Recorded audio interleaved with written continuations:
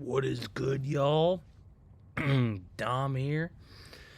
And today, we're going to be going through some internet rabbit holes.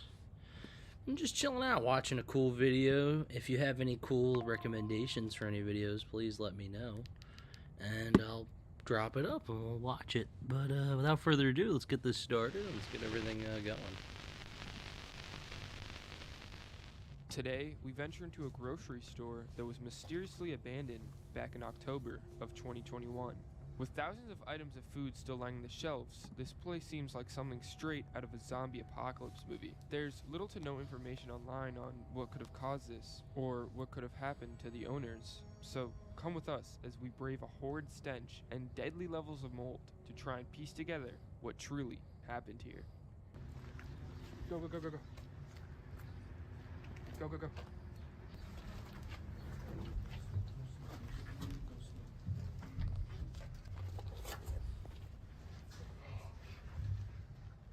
So you guys, we literally just came in right through there. That's the street, and we're gonna close this. We rocking and rolling. Alright, yeah, so supposedly this grocery store shut down 2 years ago. It just mysteriously shut down and have no clue why. But they left everything in here. As you guys will see soon, it gets absolutely insane. I'm with Ashton, and the King Midwest already went on his own, but I think we're gonna stick together and see what's up. Bro, it smells so bad in here. Holy shit. We got some nacho pickled jalapenos, baby. Wait, what else they got? Olive oil, What is this? chicken flavors. Bouillon? What is... Dude, that's crazy. It's for sure a Mexican market because look at all their newspapers are When's in it from? Spanish. October 2010? Oh no, 2022. 2022. So That's I not was too old, 2 years ago. but that's like 3 years Still old full of cookies. I've at never this heard of point. this. Polverones? They expired in 21. Holy crap. Wow. Okay, so that's the main supermarket. Should we go in there? Or should we see this first? What's over here?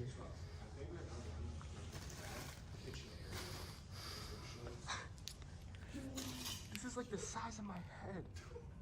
That's nuts. They got like industrial mixers in here. Oh. It's beef jerky. That's crazy, bro. Oh my god. That's disgusting. It looks like they were. That in is the middle of nasty as cooking fuck. stuff, and they left it. They just gave up. They got the nuts, they got sprinkles, I think it's like sugar right there. Yeah, I'm pretty sure this is a Mexican food market. I've seen a lot of Mexican food so far. This is just a freezer. I think it is time for us to go into the main area. Yo, new follower on Twitch. We might see Shout if the out. shelves are empty, Appreciate trust it. me. Should we go Fuck towards the yeah, rock on. front? Alright, let's go towards the front. Oh, shit, man. I'm gonna go fill this up real quick. I'll be right back. Actually, not. You can comment anywhere. I will see it. I have a bot that'll show me everything that's going on, so don't be afraid to comment if you guys have anything to say. Bro, these last forever. Let me just pull up the last wine final thing? chat here. Wait, is this live or no? Those things are disgusting, bro. Eh. This is ranch, bro. This is ranch. Look at how it's exploding. Bet we're good. If it pops, we're gonna be so What's back here? We're good. All right, I'll be right back. Employees only. Go fill some shit up. Ugh. Rock on. That's creepy. No, I think it might be. think I this is where think they it would is a sell all Mexican their produce. supermarket. It's one that was abandoned in 2022, Not anymore. and it has everything inside of it, which is kind of nutty. Alright, back You to the know? main area you go. It's a little nasty too. I'm gonna be right back. I just gotta go do some shit. I'll be like 2 seconds, but everything's gonna keep playing, so don't worry. There's, like, still stuff on the Everything will continue floor on. we can find.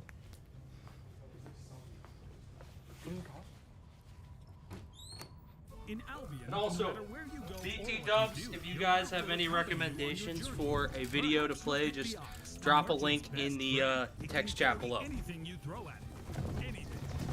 Oh, is that an ad? Maybe Goddamn. not that one. Or the We don't like big ads. armored horse. It Hold doesn't up. mind riding even into certain death. Oh my We're God. in. I gotta link I have YouTube Premium. I gotta link it to this. Yo, a white truck just pulled up. Are you serious? Where? Okay, so that's not a cop. Where's the white truck?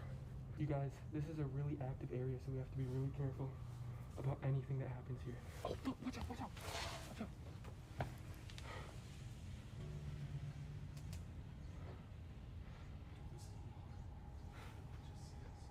Okay, we just gotta stay away from the windows and we'll be fine.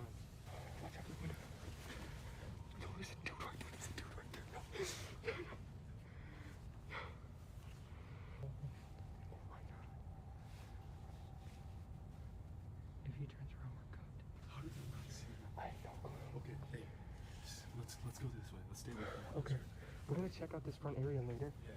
But for now, like, to play it safe. What is this? Ooh, What they got? I am back, y'all. What is that? Ooh. These are tortillas. Listen. Bro, is that a tortilla? It's that hard? They got all sorts of rice here. Oh What is my it? god. That car, drove like towards us and turned, but like looked You could tell those are like the old shelves that they don't even be having no more. Look, look, Which, you know. dude, this is like my favorite shit. This is probably still good. Nah, there's no way, bro. Bro, candy is like. Yeah, that's true. There's so much Candy never goes preservatives in bad. it. It'll probably be good forever. I'm so serious, bro. I'll pay you like $5 if you take a lick of one of these. Are you dead ass right I'm so serious. now? What? Best before 2021. Can you find the candy? Hey, I'll do it. I'll do it. Bet, bet, bet. Stuff this is probably still good. Here, Oh, you're tripping. I will copy that and I will put that directly into the browser. Appreciate you. If there's anything you want me to play, I'll put it on. I have heard of Mexia, but I'll watch that video. I've probably never seen it. I've seen it on TikTok. Yeah, that's. You cut it off? Oh. Dude. Oh, wait. The only thing I sadly cannot do and is music because they'll screw me on copyright. It's a whole mess because I'm broadcasting this on YouTube as well. If it was just Twitch, it would really be no problem, but YouTube sucks. Is he trying the Yo, candy? you are not a real person, bro. What is he eating? I swear to God, it's still good. I Bro, swear- you. I'm not. Oh yeah, he's doing that sour dip shit. Yeah, You are not going back in for seconds. Are you dead ass right now? it's probably fine if it's 3 years old. It's candy. Let's be real here. Yo. The sugar don't go Oh, bad. Yo, At least I don't no think it way you're does. going in for thirds. This would just be my snack while we're. About to open the Coke But you're Mini. actually a freak. This Still is waiting not real. for them to release the cane sugar variant, which I'm excited for because I had Coca-Cola Life back in the day. If you've ever had that, it's great. Some places like Mexican foods. I think it's just porridge. Absolutely. Lasts forever, practically. That and like highly processed stuff that stays not moist, if you get what I mean. Whatever is moist That is ain't good. gonna be good. They got all sorts If of it's not moist though, like, you know, like a candy you dip into a powder, like a little sucker, that's not really moist to touch. So that's gonna stay good for a long, long time. Wait, watch me. Watch me- Sugar itself stays good for a long time. Oh, oh, oh, oh. I wish I could rewind and not see that. Wait, do it, do it. That's why also, well, a lot, and then you may wonder, like, oh, why does McDonald's stay? Wait, Salt. I haven't heard like. a Simple salt answer. food. It's loaded with salt. Salt preserves You know it. what? Oh, The old it's sailor so method. The shell? Dude, it's like something exploded. Look. it's really sticky. They got sardines. These are probably still good. No, don't. Dude, if you open that, I will actually. Leave. No. Leave it. Yo, Wait. yeah, feel it. Actually, no. No. Marshmallows are good. They last for a while too. Again, it's the same. It's like it's sugar. I don't know what else is in it, like the gelatin or whatever they used for it. These would be But like it's sugar. Sugar lasts forever. There would be like a bunch of different foods or Oh something. yeah, like the beans and stuff. You have your bag right here. Chili. If any of you guys know what food these are, let me know in the comments. There's actually still a. There's still stuff in there. No, bro. There's a pepper. Wait, there's peppers in these. Yo. Is this like really spicy? If I touch my eyes after this, I might be good. Yeah, we gotta chill. It's like an explosive Okay. I could check in the description. Why would We could somebody read it open one if of you're familiar. If you really want to know. those? That's cool though that you're from Mexico. So you recognize the brands. I don't recognize many of the brands. I'm from Jersey, the United States. So there's some things that I do recognize, but not a whole lot. You just can't open it. Like Dole. Dole's What is this? Love Dole. Those are Dole juice is pineapple the only juice. juice I That will is buy. No Minute Maid, actually none of that disgusting. crap water This looks shit. like the end Dole of the world juice to me. is fantastic. Imagine if that was still there though. That'd be like an actual, like we would not be able to stand here right now. You're lucky if you're from Mexico too, because you guys just have cane sugar in your Coke. Your Coke is so much better than ours. I don't know if you know that, but it's so much better. Don't drink American soda. Coke, I mean, like, it's just. Oh, it looks like disgusting. This might have been abandoned around fall. I mean, it's the cheapest option I have, so I'm used to it.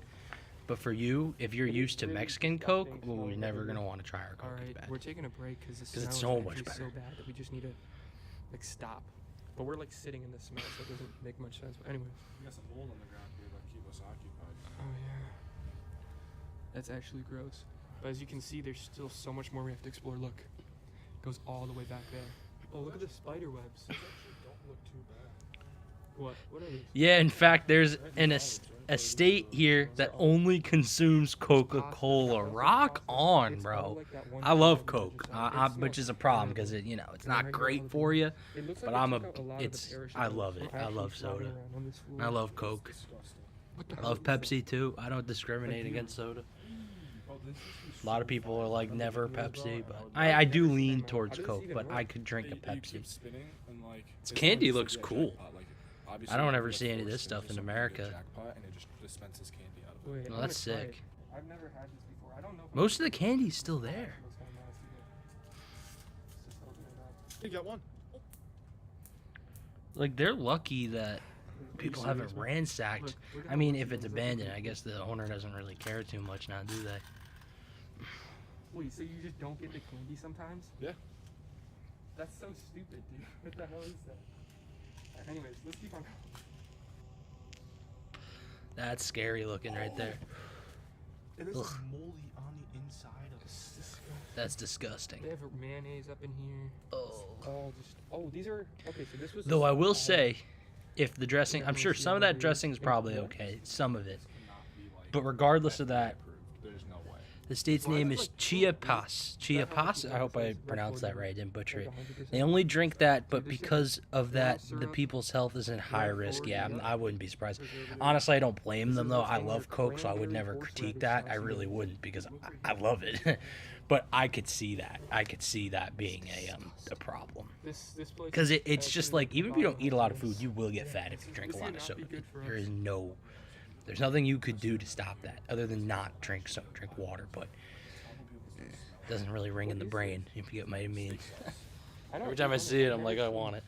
All because the quality of the water in there is really bad. Oh, okay. So are you saying like the Coca-Cola sterilizes the water? Oh, this is Frank's Red Hot. If that's the case, that makes sense, I This was the guess. bottle and they just spilled all of it. Look at the mold that's forming on that. All of that right there. That's why they drank a lot of whiskey back in the day. If you're a student, here's how you can save Here, let me some of skip your this. time. The easiest way to score Oh my top God. essay marks like this. I have to is stay there just for... ask No, for I was about to say, do I time. have to stay there for Oh, 50 it looks like seconds? they got open. Maybe their seal got. Oh, wait. Yo. Yeah, that's rough. No, but that's why, like the pioneers, they drank whiskey a lot because the water was always That is screwed up and the probably alcohol I'm so cleaned it. serious, bro. This stuff is probably still good. I guess it's the same for Coca-Cola. 2023. These are meant to last like 30 years. I've heard they say, like, for like Americans going on vacation, All of they this say stuff like, is oh, donated. don't Like, drink this is water, just drink complete bottled waste now. water. I don't think You any could of get this like can be diarrhea or anymore. something. I guess Maybe our they can. stomachs are, if you're not from the area, you're not used to the water there, and it could cause problems. I'm not exactly sure the entire science behind it, but I've heard that Yeah. before, where they say Yeah, like, dude. no, don't drink Wait, the water. These are like can dispensers. Yeah. I've never seen these before. I feel like some of those In a cans grocery could be store. good, like a few years old cans, Wait, so canned you would goods. just take one out and they would just like. Okay.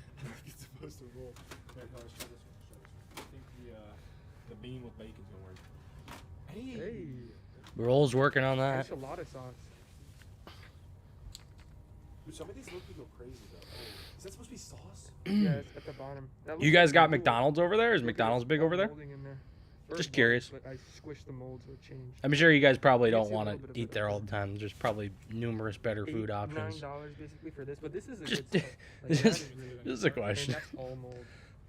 This is literally biohazard right here. Wait, do you think all of these little dots? Word. Yeah, that's all. That's all. Word. Feces. No, these are all olives. Somebody smashed a can of olives. Look, there's a little bit.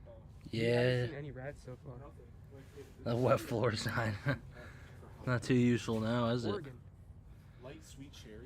What?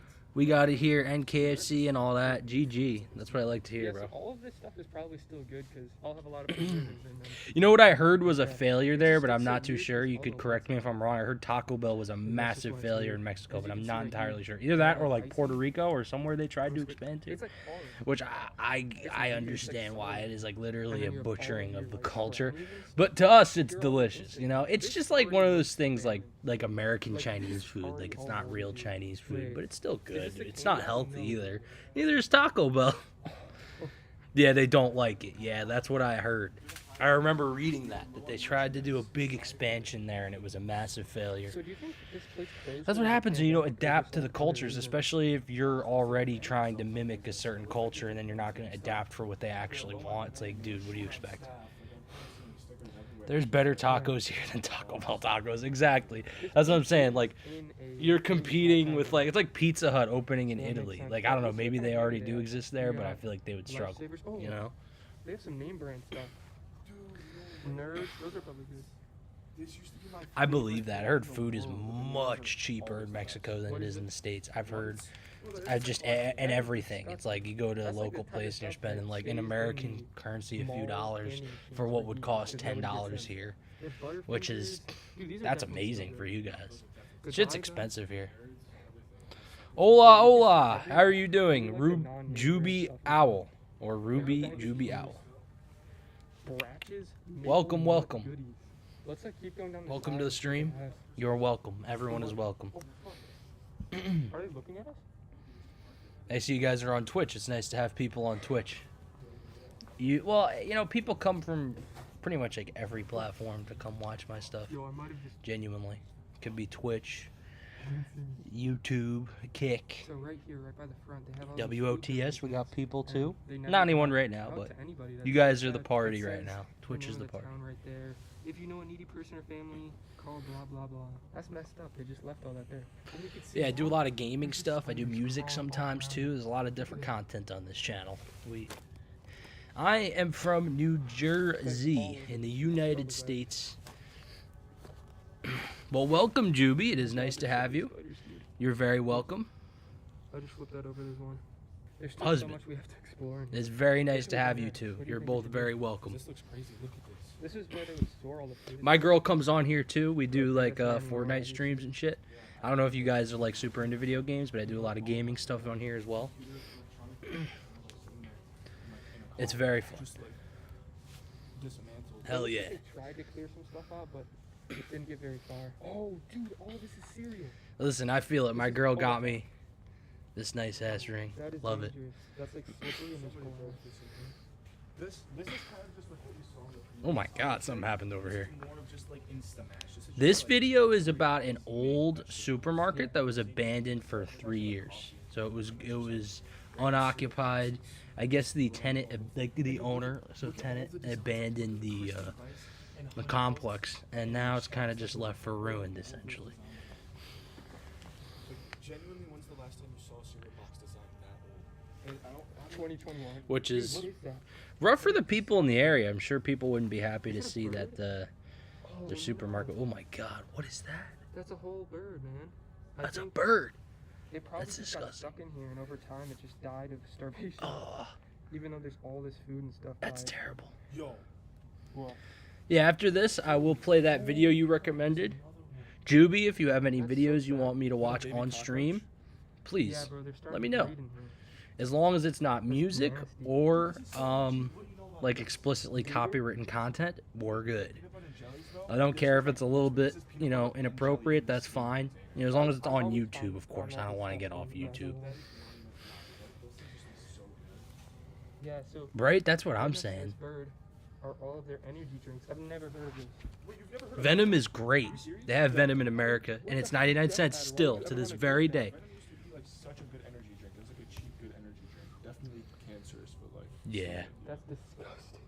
That Coca-Cola's is that? Venom, I stand on Venom because when I was younger, I would always cop it because it was a buck, and there was a pizza place right next to the little convenience store that sold them, and they sold Sicilian slices, so the thicker cut. I don't know if you're familiar with those, for $1, and they also gave you 4 garlic knots with each order for free. And so me and my boys would walk there with quarters, with 8 quarters, 9 with tax, and you're getting the slice of pizza, 4 garlic knots, and either an energy drink or an Arizona iced tea. I don't know if you guys have Arizona over there, but Arizona too. 99 cents. Love that. Disgustingness. Onto the drink out here. This is all alcohol. Wine. You think the wine is still good? I mean, wait, wine technically ages, so I mean, like... It's getting better over time. That's the only thing that's improving here. Barefoot? I've never seen that. Dutterham. Like to hear that. Arizona's amazing. Full. Which aisle should we go down first? Arizona is a godsend, people over here, because it's just the only drink that's cheap. It's cheaper than water, if you believe me. Nah, because all the plastic. That'd be bad for you, dude. Okay, what the heck is No worries, Juby. Happy to see you here. Always welcome. We're just going to be chilling, playing videos. Please follow me. Please follow me. Okay, I've never heard You don't of have to, any though, sodas in my but life please. in Much New York. appreciated. I I'm think very these small are in here. these alcohol or Got is this maybe just soda? 30-something This is just soda, followers. yeah. So, like, what even is this thing? Yes, we will. It's... What the heck? No, it's orgeat. What is horchata? Is that horchata? It's orgeat horchata? Oh, it is horchata. Wait, I was looking at this. I did not see that. I'm stupid. Oh, yeah, I'm going to go pop this on the charger real quick. I will be like 2 seconds. Right. Thank you very much, guys. Tahitian treat. Thank you so much, Juby. Appreciate that. I probably just didn't see it on my notice for some reason. Don't touch it. Dude. Yo, stop. You're disgusting. It's completely solidified, bro. Dude, what is wrong with you, gang? It's completely solidified. It's fine. Buddy, that is disgusting. Oh, that was the easy cheese, I'm pretty sure. Wait, look right there. Yeah, that's easy cheese. Beef jerky? I'm We are surprised that back. one beef jerky we saw at the beginning was so, like... Just to put my vape on the charger. I do not condone smoking, but if you do, I don't criticize. I just say that if you're younger. There's literally, like, bugs crawling. Apparently is on the United States, but it's got Mexican brands. Okay. It could be like one of the, like around here what we do have is like localized markets where they have foods for different cultures. Like they have an Indian market down the street because we have a big Indian population here in New Jersey. So they accommodate, and they have tons of Italian delis. I'm Italian, a lot of Italians live here. So they have with a ton of Italian imports, cheese, curated meats, such. Same thing with Mexican supermarkets. They have, I know they have them around here. I think they have one maybe like 15 minutes away from me off the highway a little bit. Yeah, even when Ooh, I love Nathan's. Still kind of smell like the residue. New York City, bro. Oh yeah, remember? You know how they're always like in the middle kind of freezer. I've never seen Nathan's pickles, but I'd buy them. That's all I'm saying. Shut up. That stuff might still be good too. They got cream pies. That shit never goes bad. Little Debbie's. It like popped when I picked it up. Did you hear That that? thing's gotta be a nuke right there. You throw that and it probably explodes. Oh, honey buns. Nah, you're sleeping on the honey buns. Oh, the honey buns are fire, though. What you know about the vanilla frosted honey bun? I think that they got these honey buns right here, and I'm gonna open them up to see how they are. I have faith that all of the preservatives will carry this. Like, look at all of those ingredients in a honey bun. Like, oh my god. Oh man. Okay. It's like Very happy you guys found my stream. This is lit. it's sparkling. I don't know if you guys can see You guys are always welcome anytime. this thing is quite literally sparkling. You can't really see it. Oh, now you can. They feel super small. They used to be. If you're wondering what this is under me, it is a visualizer feed of the very first visualizer ever made, the Atari Video of Music. You can look it up online if you'd like to see like a little sum up of what it is, but it was a massive failure. Came out in 1977, and I have it hooked up to a VCR, and I have it upscaled. It capture card. It's a whole process to get it on here. There's no emulator known for it. What the hell? Bro, appreciate you subbing on YouTube. Don't know why I did the little head tap there, but appreciate it. Is someone there? Oh, heck yeah. Dying on it. Heck yeah, I didn't know you were subbed to YouTube. That's awesome. I actually stream on YouTube as well. I stream I do a multicast everywhere. So, but it's you could go on Twitch if you prefer this platform. I see every chat regardless. So it's whatever you want, whatever anybody wants to be. I'm everywhere and I'm gonna support it. Any icon that is below in the that corner down there What the hell? is a supported platform, and I will respond to messages and engage with anybody on those platforms. Wait, when I go near it, it detracts. Here. I'm holding it still. I think there's a bug on it that's trying to like stay alive, maybe. What is in here? I sincerely appreciate that, though. Seriously. There's so much stuff. These are all just Wait. Why do they have maracas here? We have Snickers. All sorts of stuff just in this shopping cart. They got a whole office. that's a vendor. Oh, there's some biohazard in here. I already see. Oh my god. That is gross. Wait, I think someone. Wait, there's a bottle rocket. What? There's just a firework in there. That's really weird. What do you think that was? It has maggots in it. I think they actually made their own beef jerky. This is all of the stickers for it. I think they made it here. And look at the calendar, dude. When does it? I knew October 2021. It was Halloween. Absolutely, very It wasteful. says to the exact I date. agree with you. Oh, there, 25th of October. that radio, everything. I'd buy It's it. the last one. I wish I could show you. Like, I collect so much old stuff. If you see the channel, you know I have so much stuff. I have so many TVs. Actually, you might not know because I don't know if I've ever done like a setup tour, but my setup is insane. Only if this Mac had like a flip around camera I could show you. You could technically like flip it around, but it'd be a lot of work. A lot of wires plugged into it to make this happen. The second floor, because we have no clue what's up there. Me neither. That like is creepy. I don't know why it keeps moving, but This is where like the squatter would live if there was a squatter. I feel wind Build a website you love. Oh, bro, I gotta sign in to my. I know I have it, which is what pisses me off. Like, Should we go so I down? don't know why it's not working, but let's figure it out. What the heck? What do you mean? Oh yeah. That looks super burnt. I think some homeless person probably started a fire in here. It's just like artificial air. It's coming from up there. It's coming up there. That's I have weird. no clue. No, it's making me here. So do they still have electricity in this building? The fans are still on up there. Be careful. It is so windy. Oh. Whoa. What happens down here? Computer process controls. We could get on the roof if we wanted to, but don't think that'll be a good idea. Dude, just jump through the roof and stare to King Midwest. No worries. Fall onto Take your it. time. Are we above the grocery store now? We are. Okay, yeah, so that's pretty much just like nothing. We're gonna go back to the main area, I think now. Okay, but serious question, why the hell did that stop? No, watch, we're gonna walk past it, it's gonna start going again. Oh, it does. It literally did. I swear. Bro, when exploring these places, I always get hung up on like the stupidest things. It's just a stupid fly trap. We were originally just gonna pass this fridge section, but we realized something terrible about each fridge, and we just have to show you. Like, just look at this. This is disgusting. So, we thought, half this place was empty. No, this place used to have everything. But now, Oh my god, oh my god, oh my god, oh my god. Dude, it smells so terrible. Dude, it actually smells like rotten milk. You guys, these were all ice cream containers right here.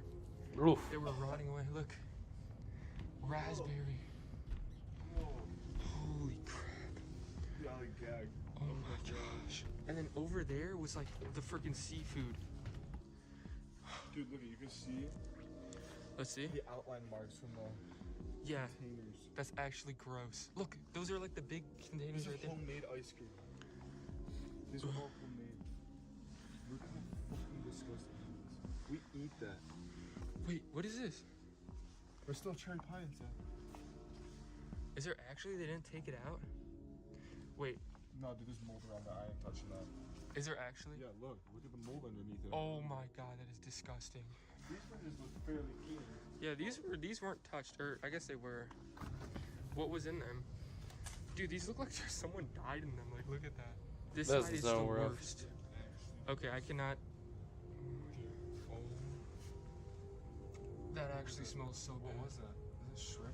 It was maple links. It was sausage. It was. Oh, God, it smells so bad. It smells so bad.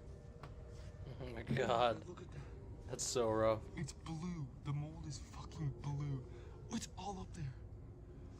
That's What was gross. that? Bro, bread, Yeast pan, monkey chin.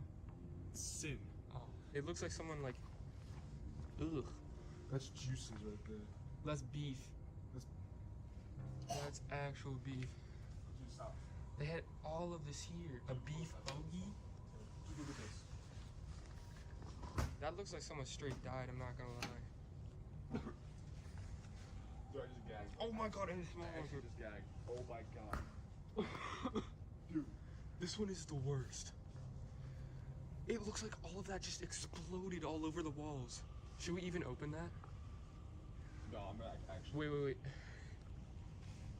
I have a mask on, I'll be good. This is pie.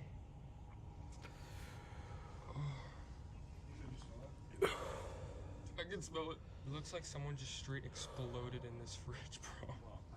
It's all over the walls. All of these.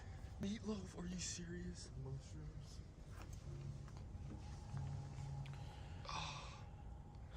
Alright, yeah, dude, this is disgusting. Let's keep moving on. Let's keep exploring this place. Yeah, let's go. There are so many pinatas there. We got racing car pinatas. That one Disney movie. Oh no, that's Wonder Woman. That's all sorts of things. And look at this. All the Fritos. Just all like this. Absolute gross. And then right here, like stuff that you would put on top of your ice cream. So get your ice cream right there and then put all the stuff on top of it. What is this? Bunch more chips. Looks like. You got your popcorn, your mustard. You got your mustard, pretzels and whatnot. All of this. Wait, why did they take all the laundry detergent and like dog food out? Probably found more value of that stuff than the food, I guess. Interesting. Oh. What is that? Salt and lime, but that does not look. No, why do you like touching shit, dude? Look, they got all the protein snacks here. Robert Irvine. Who the hell is Robert Irvine? Dude, this guy kind of looks like Ranger Rick, doesn't he? Oh, dude, you scared the hell out of me. Find They got all these Swift bars. Look at that. Did you guys see this? Yeah, bro. They're like, Disgusting. it's like, yeah, I like, yeah, Oh. it's like spider webs. Oh. Wait, so that's like bugs? Bugs No, ate everything? no, I don't know what it is, but it just looked, it like came out like it was like. It's just like the stuck rotted together food. With, yeah. This is like the pantry snacks aisle. Dude, these pretzels are low-key so underrated, bro. Which ones? No, these are so good. So good. I always eat these, bro. I probably had these the day that this one abandoned. They could have given some to me. I would have taken them. Oh, these are the best. By far. Those are fire. Yeah, these are goated. These are low-key not underrated. I have no clue. I've never had them. Now they're kind of good. And then right here, what are these? Chocolate wafer cookies. Interesting. Never seen this. This is a snack aisle. They have Cheez-Its. No, what the? Is that? Those were eggs. Oh. Dude, those would probably resell for a lot nowadays. Nah, bro, eat one. You'd actually, like, explode if you ate one of those. You got all of your cherries. These are all, like, the canned fruits. This is what I'm talking about, baby. We got some Pop-Tart s'mores, the hot fudge strawberry. Goated. Oh, they still have the strawberry Pop-Tarts? Those are debatably the best Pop-Tarts, in my opinion. 100%. Due to high demand, we are low on merchandise. Sorry for the inconvenience. So maybe they didn't clear this place out at all. Maybe this is, like, how it was like in its last days. Yeah. There's a lot of stuff in here, like, I've never seen before. What is this? Oh, it's like powdered creamer. Devil's food? Why would you name a food that? Like, I don't want to eat a devil's food. So, I thought that we had one more aisle to explore, but this is pretty much just it. So, I think we're going to move on to the front area right here and see what's up. Because we haven't really looked at these checkout counters yet. So, I guess let's go. Jelly beans are all stuck together and melted. Gross. This is the front desk, you think? Yeah, definitely. I would say so. Dude, what is wrong with this? Oh. Somebody put something on this phone and it Somebody does got not excited. Look, yeah, somebody got excited. Wait. Oh, they put it all in here as well. It look, it kind of smells good back here though for some reason. I think it's just the luxury. Yeah, it's probably what it is. Oh yeah. Extra hydration. That's so weird. They have all the keys for this place. Hey, look at that. There's some change here. Where? Got some dimes and some pennies, bro. Oh It's yeah. gotta be at least 40 something cents right That'll pay for a hotel tonight. These are hockey pucks. Oh shit. Hmm. They have them here for some odd reason. I think these are all just a bunch of files. These might be receipts or like invoices. Yeah, I imagine probably like deliveries as well for all the food. Yeah. Yeah, look at there's prices on there. Look at so we got 3,400, 3,600, 5,000, 4,000, 5,000, 4,000, 6,000, 3,000, 1,000. Dude, and it looks like Were these like food? What do you think this was? look at all the extra receipts. Yeah, this is all definitely food deliveries here. Another paper here that says 2021. So definitely confirming our speculations on when this place closed. So August, yeah, so this was August, September, October. October 25th is when this place closed. I actually heard about this safe before we got here, and nobody's been able to get in there, so they might have some crazy stuff. Imagine you just pop it open. Can you imagine? Do you think there's anything in there? What if there's like Definitely, treasure? definitely. 100%. If they left all this here, bro, they probably left. There is no self-checkouts in here, though. I didn't see a single self-checkout. It's old school, Word. Good to see it. and I didn't think we got a really good I'm look just at pinning that comment in all the streams just to let everyone know Really cool. what's going on, you know? Or some of the coolest things that are left in here. Oh, you want a lollipop? Is that what you're Hell looking no, at? I don't. I still got them all right here. Wait, you're saying you hate this? Yeah, bro, this is so This is the best stuff ever. Like, this is actually like, oh, it's, oh my gosh. Do not consider opening that, bro. Oh, that's hard as well. Top all of this stuff here. And then what is this? They have some more just Delicious treats. Here. random things that you could get at checkout. Cookies. They're balloons. Wait, We just got a thing of whistles here. A block. wait, what is this? Who get this? The tradition. So, your traditional toys, that says. I have no clue what this toy is. What is that? I think it's a compass. Is it metal? Duvalian is delicious. I've never had that before. What's over here? My bad. I was just saying goodnight to my mom. That's what this is. This is A all lot the of stuff that cool you would, like, Mexican, beg your a mom lot to of cool get you. candies from Mexico in that That's video. You see That's what I'm saying. All the candy looks really cool. Junk All of it simulator? does. Wait, It actually looks delicious. okay. Let me get one of these. That whole thing is actually a thing to make tortillas. Nice.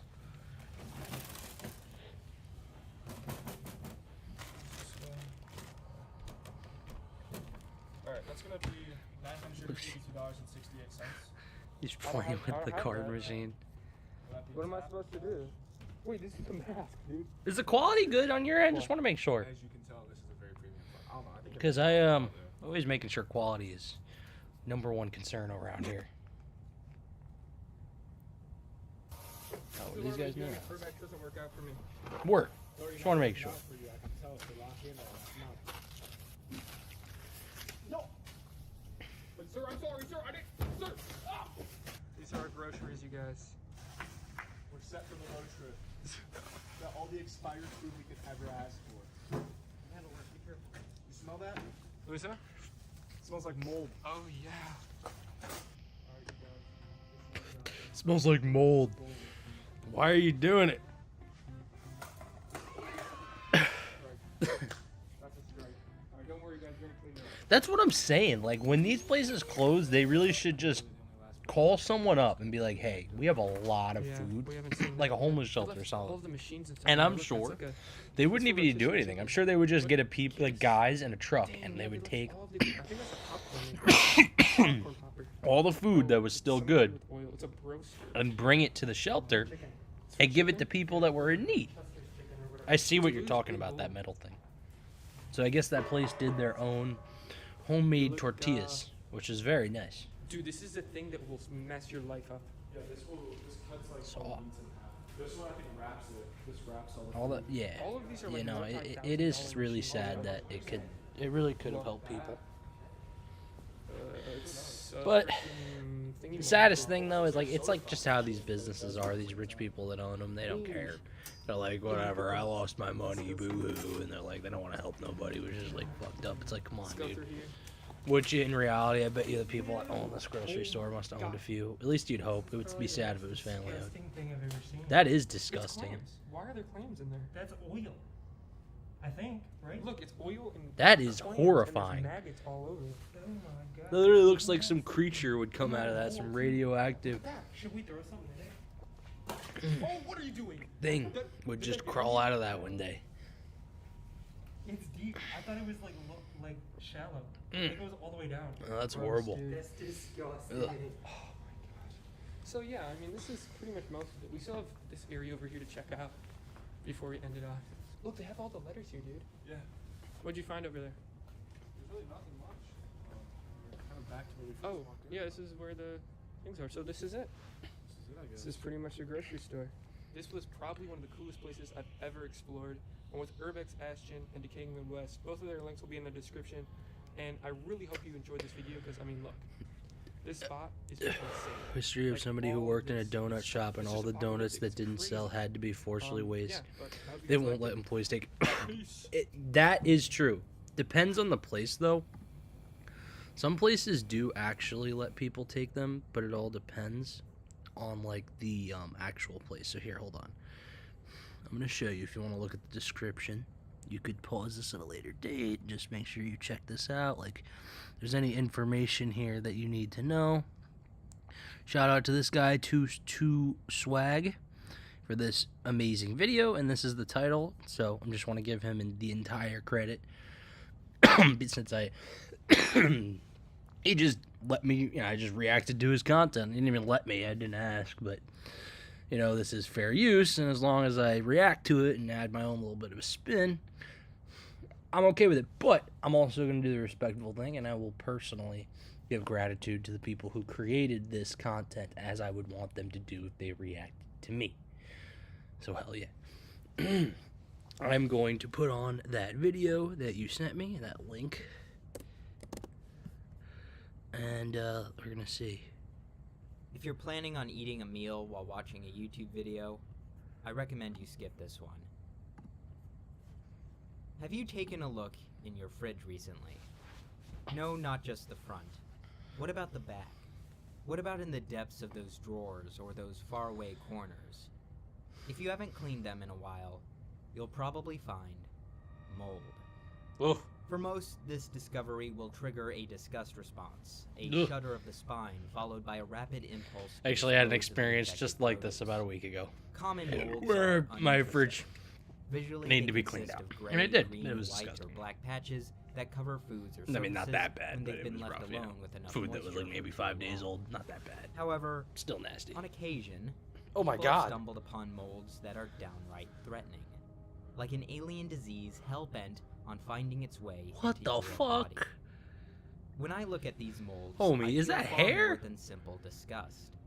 I feel abject horror. Yet, paradoxically, there are some very visible molds we deliberately put. Oh, in blue our food. cheese. I love Ever blue had cheese. this before? Yes, blue cheese. Love blue The cheese. iconic blue-green veins of this cheese are the mold Penicillium roqueforti. Yeah, that was just which terrifying. we can eat because it does not produce mycotoxins that can hurt humans. Okay. Although most websites advise against feeding blue cheese to other animals Oh, like cats and dogs. I didn't even know that. The presence of safe mold also means Don't that give your any puppy blue undesirable cheese or molds chicken. and microbes will have to compete with the plentiful P. roqueforti.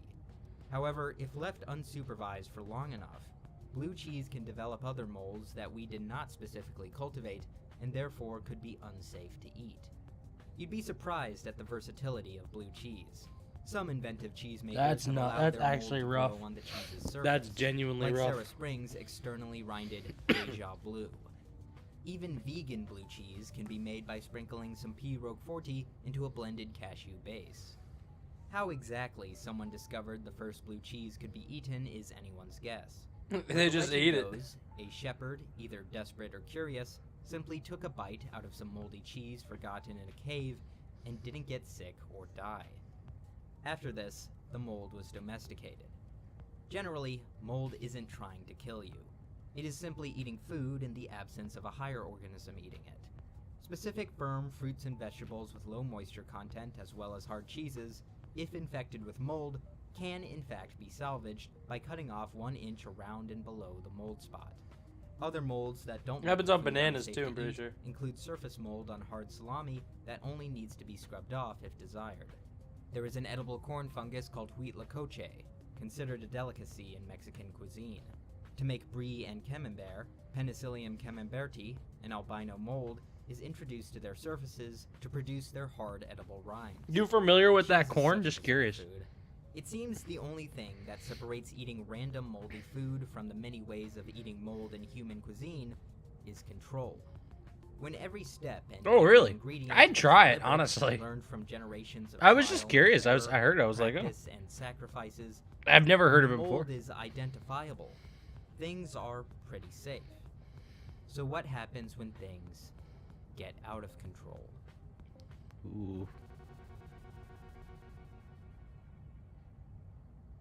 Food horror. They say all of us, including slime molds and fungi, descended from a common ancestor. But do you know the full story of your ancestors? Instead of biological hazards, I would love to you can try it. explore the biological wonders of my heritage. I'll My try family anything, has a honestly, as picture long on as a it's kitchen not like island something with that's like several overtly ancestors. disgusting. Problem is, Like a we don't really have any disgusting part of an idea who animal or most of something them like are. that. That's where my heritage comes in. Oh, okay, hold on. It can search through over 36 I'm gonna million hook us up historical here. records, and all you need are a few names and dates, and it will start to fill in your family tree unearthed My Heritage has to offer. Thanks once again to My Heritage for sponsoring this I'm video. skipping past the shit. Cause that's how we do things around here. There are likely millions of fridges in America that have small pockets of decaying food waiting to be unearthed. Each of them disgusting. Yeah, mine, like a But week ago. imagine, if you dare, an entire fridge filled with nothing but decay. For every human body stuffed into a fridge in fiction, there is no refrigerator that makes me shudder more than the Baker Same family's here, abandoned skip fridge sponsors. in Resident Rock Evil and 7. roll. It We horrifies don't me rock with even more than sponsors. the fridge No, with a no, head in no. it that shows up later in the same game. No. Unfortunately for us, unlike all the I can't even supernatural say that science because fiction, maybe if I got biological a horrors, and sponsor even for more a monsters product in or the service game, I knew was this good, fridge maybe I'd take it. has But plenty of analogs you know? to reality. Of the more I than wouldn't a want billion something that's, like, fridges in the long. world, a few Like are every bound to video, be that's just neglected a waste in of similar everyone's time. manner. You're gonna And deal with yet, YouTube there exists ads. one man in this world That whose embedded fridge is ads? so Fuck that. disgusting, so legendary that his namesake derives from it. Fridge Bro is the nickname given to a 4chan user who, on one fateful day in 2015, began a series of posts documenting the biohazardous conditions he was living in. Oh no. His fridge, of course, was the center of attention. That's Its the contents so blackened, it was as if the decomposing food was trying to censor itself. And inside this fridge was a closed container of sour cream. bro. Why is there This greenness man's around house it and is shit, one of the bro? most That's disgusting literally environments horrifying. I have ever seen. It is the hellish cage of a deeply Lived broken like soul this all my who has life, managed pretty to much survive used for to years it. until his Rough, appearance. bro. What I can say without exaggeration, Bro, what is good an with your sink? unsafe home. And yet, whatever you can Dude. imagine is in this closed container of sour cream is probably worse than the reality. Because he did post what it looks like inside. Nope. And it's bad. Oh my god, but that's horrible. Not as bad as I I mean, thought it would be. Right, that, but Like right, every other right. type of Like, horror, there's no When green. it comes to food horror, it is the unknown that infests my every thought. Same with me. The unknown. We do not have all the Mexia. footage that was taken of the Mejia supermarket cleanup. With I much knew of the about this footage because I we saw it do on have, TikTok. Details of the rotting food are fuzzy. Consider that a mercy. In July, or Reminds me of August that one MLP 1999, toy in a Mejia jar. Supermarket in Bah, Fort I don't Worth, know what that is. A 36,000 sorry. square foot grocery store shut I'm not down familiar with stores. that. I In apologize. September, the owners filed for bankruptcy. Even before this end, they didn't exactly run a tight ship. They received multiple health code violations and often had trouble making the payroll. So instead of taking the usual routes to get rid of all the food inside by either donating or throwing it away, they simply locked the doors and left. Over the next 60 to 90 days, meat, fruits, vegetables, and dairy products rotted. Some reports online say that the owners fled to Laos, but this did not occur. One official alleged that the owners had shut off the power when they left. Oh, just a By My at Little least Pony October toy in a 18th, subsistence the jar. electricity Yeah. was shut off by the company's supply, Yeah. allowing I've the never fruits seen to that, rot but that even sounds more scary. rapidly in the Texas heat. Sounds scary. Fruits ripened and decayed, causing a chain reaction among Oh. the fruit. Fly eggs hatched. Meat liquefied. No, oh no, The bro. smell That's of rot rough. attracted rats and insects who How the fuck consumed does this meat feast, liquefy? allowing them to multiply. One worker reported that the population of flies inside was so dense that you could not see the hand at the end of your own arm. Soon, deadly gases had filled up the building. A city environmental management specialist detected low levels of oxygen inside. Oof. The reason why no one intervened earlier seems to be because of miscommunication and/or passing the buck between the building owners and the bank. Regardless of who was really to blame, the stench spread throughout the neighborhood, becoming so bad that one resident claimed she Hold on, let couldn't me just turn on check her something real AC quick. because it would attract the smell. You know what? I'll One keep man claimed he got a I'll headache keep every time he captions on walked just across in a case I'm nearby talking. street. It The might help. contractor company, A Plus Budget Movers, was contacted to clean up I'm the gonna go mess. grab my vape. I think it's But good. after one look inside, For right now, they should be able to hit it a determined they little were bit. not at all qualified to deal with something of this magnitude. The store was finally declared a health hazard, and after a thorough investigation, cleanup began. Starting on November 13th, the store was boarded up. Pesticides were used to kill a majority of the pests and bacteria. And finally, some brave heroes donned air-filtering masks, hazmat suits, and oxygen tanks, and soldiered into the store. Aisle by aisle, shelf by shelf, the beyond spoiled produce was picked up and thrown into bags, which were sealed away in bins. Before workers were allowed to exit, they needed to be decontaminated. One exterminator remarked that of all the infestations he had seen, on a scale of 1 to 10, it's about a 15. I've never seen anything like it. The environment was so toxic that even rats were dying from the bacteria. By November 30th, the building was fully sanitized, but officials reported smells still lingering into December. Recently, the Mejia supermarket incident has gained the reputation of being the Chernobyl of food spoilage. But for 10 years, it remained an obscure event, until some footage of the cleanup was aired in an episode of the TV series Life After People. This incident fascinates and frightens me, as it does many others, who express these feelings in their own special ways. It's a unique piece of horror content. Nobody died. Remember, if you have unless any you count the any rats links and you'd like to insects drop in and for all after the this, animals that were please do. slaughtered for their meat, because I think just this so it video could might be rot. coming to an end soon. No Not ghosts sure. haunt the premises, except for maybe someone who was murdered in a robbery in an Just try to unrelated keep crime it, on the same location. You know, Some claim, though I'm skeptical within of the this, internet you can rabbit still hole detect the sphere, smell if from you the get my building, drift. which now is at Dollar General. Please.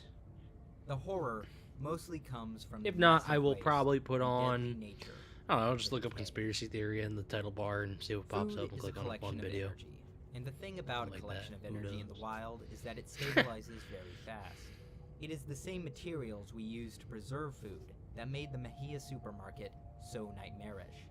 Had the food been out in the open without any packaging, it would have simply been carried off by wildlife or turned into compost. When meat is wrapped in plastic, it is dissolved by bacteria. When milk is stored in plastic jugs, the extent of lactic acid and other gases cause them to explode. The only thing that may have been safe to eat in that store was the canned goods and jars of honey, if not for the fact the outsides of these containers were coated with deadly bacteria. As of 2019, there are over 100,000 food stores in the United States of various sizes, and certainly hundreds of thousands. Here's another video. globally. Okay, I'll play that Each one. one of them is a potential hazard. What's like a little brief of In what it's Canada about? I'll in still put it on. What is 2021, it? Bavarian Meat Products, a 14,000 I saw square it foot before, butcher but it's shop really filled with interesting. meat Okay, was I love closed, interesting. leaving all of it to You don't rot need to spoil it, you for know. more I than a trust you. year. I'll trust you For that an it's additional that it's 3 not like weeks, some no one really could legally fucked up get shit. inside the building. Eventually, after the deputy mayor got local media involved to shame the property owners, an experienced cleanup crew was allowed to deal I mean, like, with listen, it can be fucked up mess. as long as it's like, you know, not In like Missouri in racist or 2023, something that's like city fucked inspectors up. You discovered know what I mean? Seafood City's owner had left thousands We don't of let any pounds of that seafood on here. rotting inside the That's building really like after the being basic ordered to rule. close Also, due to I don't really want improper anything that's refrigeration. super. Piles of seafood, famously eh, smelly, even Actually, when really, fresh, you know, just were left to things that rot are for racist. We months don't want shit that's and had to racist. be removed by a biohazard Then just cleanup team. keep no real It negativity. seems like No incidents like negativity. I'm these not are in that. happening You know? everywhere all the time. Some But less not that I dramatic than would others. think that you're Each imposing time that. this I'm just happens, saying, it's you know, easy to blame as a general irresponsible rule, I ownership. think that's a good But it seems thing to live by. miscommunication and red tape don't help either. What gets me is that the waste from all these stores never left Earth. It was not magically disintegrated. It could be It was all informative in that hauled off the aspect, though. But like, landfills, where it I will think you know what decompose for I'm like decades. meaning. Or not even Most things are decompose at pretty all. much okay. Most things that are allowed on YouTube. In Edward Hume's Garbology, he describes the For scene okay, of I like landfill that. Okay. excavation. I'm in After digging for like through doing mountains bad of stuff. plastic, Yeah, okay. dirt and yellow I'm in. newspaper, this crew of garbage in. archaeologists, headed by Professor Bill Rathje, stumbled upon a white ceramic bowl filled with a brown substance. When the crust was scraped away, a core of bright green was found underneath. It was guacamole. So entombed under thousands of pounds of trash that it stayed visually fresh, though probably not edible. Newspapers around it dated the avocado Before their mash deaths. to be 25 Okay. years old. A well-maintained, I'm airtight, in. and dry We can watch sanitary it. landfill is meant to contain trash rather than let it be absorbed by the environment. The result? Millions of tons of mummified trash. Oof. Meat, carrot tops, onion peels, all still intact. This means toxic juices are thankfully not leaching into water sources in the surrounding area, but it also means items you would think are biodegradable simply aren't degrading. Food scraps, mold, and rot are not horrifying at all in compost, where it's supposed to turn into soil. But when we design airtight containers around food and trash, where it doesn't even get the chance to decompose normally, something of an unnatural nightmare can be created. It's natural to feel disgust around decaying food, but that disgust used to be temporary. Rot was simply one step in a life cycle.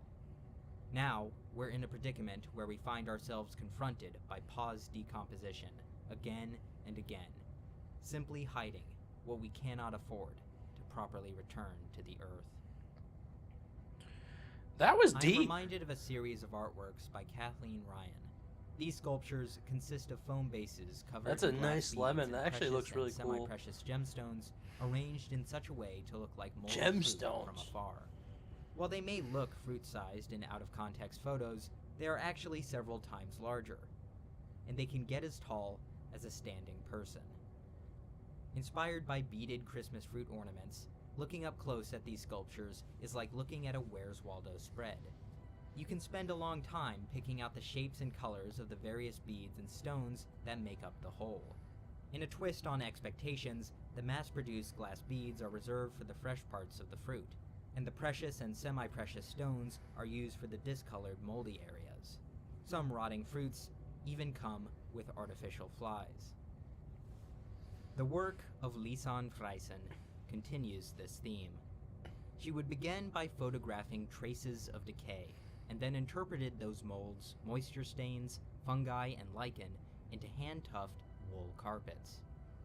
Until her sudden death in 2024, Is a really rows good of moldy stains of this pumpkin. imperfect That was mold cool. were transformed into oddly shaped rugs, comforting blankets. Funny, I literally monumental have a wall pumpkin outside my house, so that card's gonna Each get work moldy is so eventually. asymmetrical, And I'll throw it and out even before it gets includes moldy. negative space, I think I might forming just these let it get misshapen moldy. carpet And then donuts. screw it, fuck it. These chaotic, organic Do a front forms yard science are turned experiment. functional and beautiful through the lens of intelligent design. These two artists deal with crafting the softened illusion of biological danger. Another engages with the real thing. Daria Fedorova, aka Dasha Plessen, uses no illusions, and instead photographs various molds grown in petri dishes. She spent 7 years researching microcultures, What the learning how to fuck? develop and control them. Each dish is filled with a variety of pigments, debris, and starters, and then allowed to incubate for 3 to 4 weeks, until they are photographed and eventually thrown away. The contrast between the bright paints and the natural growths is both aesthetically interesting and highly unnerving. Yeah. The close-ups of these molds trigger a visceral sensation in the depths of my lizard brain. Finally, Anthony I Gormley's don't know about bed, lizard, but while not focused on rock, this guy's a lizard. is disturbing in another way. Made out of over 8,000 slices of Mother's Pride bread, this bed of bread features cutouts, or rather bite-outs, of 2 human figures. Even imagining eating your own volume in bread is nauseating, but that's apparently what Gormley did to produce this work. After this, each slice was dried out and then dipped in paraffin wax before being stacked to produce the final sculpture. To think, this bed was created in 1980. After 45 years, That's crazy. I'm surprised the beyond stale, Daily viral structurally clips. moldy What is construction going has not on? simply collapsed Good into to dust. see ya. In fact, the bed once had to be fumigated Welcome, welcome. after an infestation of Indian Good bookworm to see ya. put behind glass to protect viewers from breathing in the insecticide. Using halfway eaten slices of bread arranged to form the silhouettes You were the of first human guy figures on the that's tube. utilized elsewhere The in YouTube breadworks. to comment. These figures float and tumble, interrupting their two-dimensional bread grids with a lightness not present in these huge, one might even say wasteful, blocks of bread. No worries, my friend. This hole in Appreciate the you bed stopping may by. not be made for me, as it is a cutout representation of Gormley's own body mirrored. But there's something We're about just it sitting that here beckons me to lay Enjoying some late night Imagining a internet soft support. rabbit hole. Not even late. What upon time is closer it? inspection, Nah, I don't the know. blackened Later, and hardened but slices. Some make me internet reconsider. rabbit holes here. These eternally moldy Thank you, my fruits, friend. Appreciate rubs, that bread slices, heavily. and petri I do dishes, appreciate that. On one hand, show a side of these important microbes we don't normally appreciate. On the other, they're a reminder of an omnipresent problem. The gentlest lesson You know, we're I can just learn going from along these for the artists ride. is that there are unique If, textures and colors to be discovered. If you have a in things we YouTube find video you want to repulsive. drop in, As long as someone is brave enough. nah, I think I have one that I already have to put in, Everyone but finds their after food to be this, personal. after the Even next inkling video, of something wrong you have a with it YouTube can video cause you panic. would like The me to supply react chains we to, rely on, with drop their it in on thousands the of chat, steps, can and lapse at any we'll get point. to you after The that horror one. of tainted Give food you a is chance more too. likely than any And nightmare I'll watch a maniac, bunch of crazy stuff more tonight. It'll be a realistic cool than stream. any ghost, Things are more going really personal well. than any apocalyptic Happy everyone's disaster. stopping in. Food recalls are a constant. Salmonella, E. coli, pieces of wood and plastic are seemingly always being found in your favorite foods. Did you even stop to consider radioactive shrimp? One of our friends on Twitch, though, just picked the next. Oh, To bring I us was back hoping to that was Earth going to again, continue. One of it's our friends on unlikely Twitch you're going to picked the get food next video, poisoning but from if you want food to that put the was video meant after to that, be please recalled. do. If you do get poisoned, it's more likely from food being inadequately prepared in your own home. So it's good to be cautious. But as this Rutgers article puts it, most people eat most foods on most days and don't get sick. You don't want to get trapped in your own mind. What if you were prepared for all those interview Alright, let's see what's going on here. Is there more to this video? Let's see. There is. At least Let 10 me more tell minutes. you a food horror story. Once, several years ago, I ate some stew at a Chinese restaurant for dinner, but something about it tasted very strange, like a very strong, soapy mint flavor that tasted cold and spicy at the same time. It tasted so off to me that I thought to myself that someone must have poured some sort of detergent into it by accident, or hadn't washed the dish thoroughly enough to get rid of all the soap. I couldn't eat any more of it after a few spoonfuls. And once I got to the car... Yo, for real, that was actually my very first, I believe, my very first visualization video. And the reason I did that was because that was the very first video on MTV, and I love MTV, so I wanted to have a little bit of, like, correlation with that. So I'm happy you noticed that, and that After this, makes me smile. I need to get on my ass, and I need to actually edit more music. I have a bunch of videos created. I just need to edit them. I need to post them, and I need to make the thumbnails, and I just need to put them up because I know that really is what brought a lot of traffic to my channel. This is a new venture. Well, you could skip to Was the it next stomach video. I think that ulcers? one is way better. Okay. Thyroid issues? Yeah, you know what? Because this one's starting to slow down a little bit. Nothing seemed But wrong I with didn't want to do that without you. I will give this guy a brief shout out. Solar Sands. And everything right here. And Food Horror title if you want to check that video out. Watch the rest of it. If there's anyone out there that cares that I'm changing the video. But I don't think so. Nobody's freaking out. So we're gooch. So let's go to properties. Now let's thoroughly. hold on. We'll wait Yet every one time I second. ate a meal, I would feel an awful pain in my stomach. I asked for advice from everyone. I got opinions from specialists. Must have Oh, been okay, food hold on. I poisoning, gotta go back up I to thought. that video.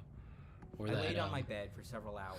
if you clutching can, at do you my have the stomach. link for me? Can you just But send that once one night more came, time if you can? The pain had subsided, and I went to sleep. After this, for If you can, just pop me that link one more time. Well, I could actually just do some stuff real quick to make it. Oh, I could get that link. Don't worry, actually. You don't gotta send it again.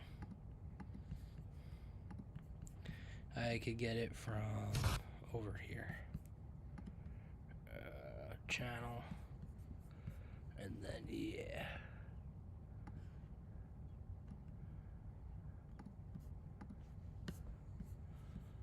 Alright, I got it. Oh, thank you. You sent it again anyway, so. That might be.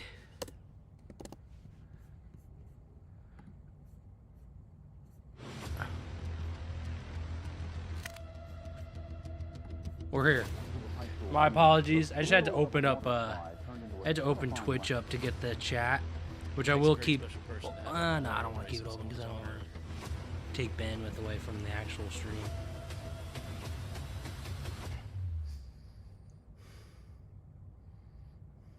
Somewhere between midnight and the early morning hours of August 18th, 2005, in an old, abandoned deep cave beneath the Wye Mountain, located just to the east of Brigham Young University in Utah, a group of 4 adventurers begin swimming their way out through the water-filled tunnel.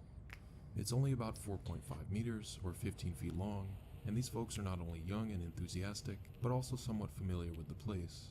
With all that going for them, this stone's throw of a swim seems Sounds good. like a pretty straightforward So everything job, stands. but If anybody unfortunately, wants to watch a they would different never video, make it drop that live. in. Daily In the viral year if you're still here. 2005, Let us 21-year-old know. Jennifer Lynn We'll Galbraith put your video had just on finished a her little first bit year at into this, Utah you know, if we Valley get State bored. College, also known as UVSC, where she was majoring in philosophy. As the youngest of 4 siblings, she had always been full of dreams and adventure. The year she spent at UVSC was everything she had hoped for. She went into photography, played bass guitar, and even scored a few modeling gigs. Following her passions, Jennifer ran into someone with a similar profile, the leading singer of a hardcore rock band named Parallax, as well as an extremely talented painter, John Blake Donor. 24-year-old John from Springville was a third-year student at UVSC, also majoring in philosophy as well as English. Jennifer and John hit it off almost instantly. They started dating, and she joined his band. The couple also ended up being friends with many others from the circle. However, later on, their story would revolve around just 3 more people: 28-year-old Kieran Scott McDonald, 18-year-old Ariel Singer, and 26-year-old Joseph Ferguson, all working with the same band. Besides music, though, there was another thing that tied them together. They loved exploring unknown places, and therefore had a bit of hiking background as well. As a matter of fact, in early 2005, Jennifer had gone spelunking in a few of the caves around town. However, the experiences weren't really ideal for her, as she had passed out in some, while ended up getting lost in others. On the night of August 17th of 2005, the band played a gig at a cafe that went off quite successfully. Afterward, Jake shared an exciting update with the group. In 2 days, he was going to review the band's first album, now that it was finally mastered. This was big news, and they were all eager to celebrate. On the way home, they decided to stop for dinner, and that's when Jennifer threw a bold idea at her friends. She revealed that one of her earlier expeditions that year, she had explored an abandoned mine on Wye Mountain, which sits east of Brigham Young University. The mountain is famous for the giant Y structure made by students to honor the university, so it was pretty popular among the community statewide, even though it wasn't exactly a hotspot for cavers. James Oh, is the a ad! man Look in ads. love. but he's a man who's been burned. Stepping into the mine tunnel, the 1.2 meter tall or 4 foot tall opening was covered by a shallow stream of water, about half a meter deep. Cavers had to crouch down and squeeze through to reach another cavern, which was a gateway to a 15-foot tunnel that was completely filled with water, ending in an even larger cavern. Here, the cavers would pop their heads up through a hole and catch a breath in the small gap between the waist-deep water and the sloped ceiling. This room, which could fit up to 8 people, was known as the Golem Cave. Apparently, I the whole love adventure cave didn't seem too videos. These are dangerous, like but there actually was a really catch. interesting. The 4-foot opening I've watched eventually quite a narrowed few of down them. to the submerged Not this section, one, was only as wide as but a I've watched refrigerator quite a door. few. They're very, very This meant fascinating. only one person could swim through at a time to get to the Golem Cave. Plus, what initially appeared to be a simple 15-foot swim would turn out to be extremely challenging.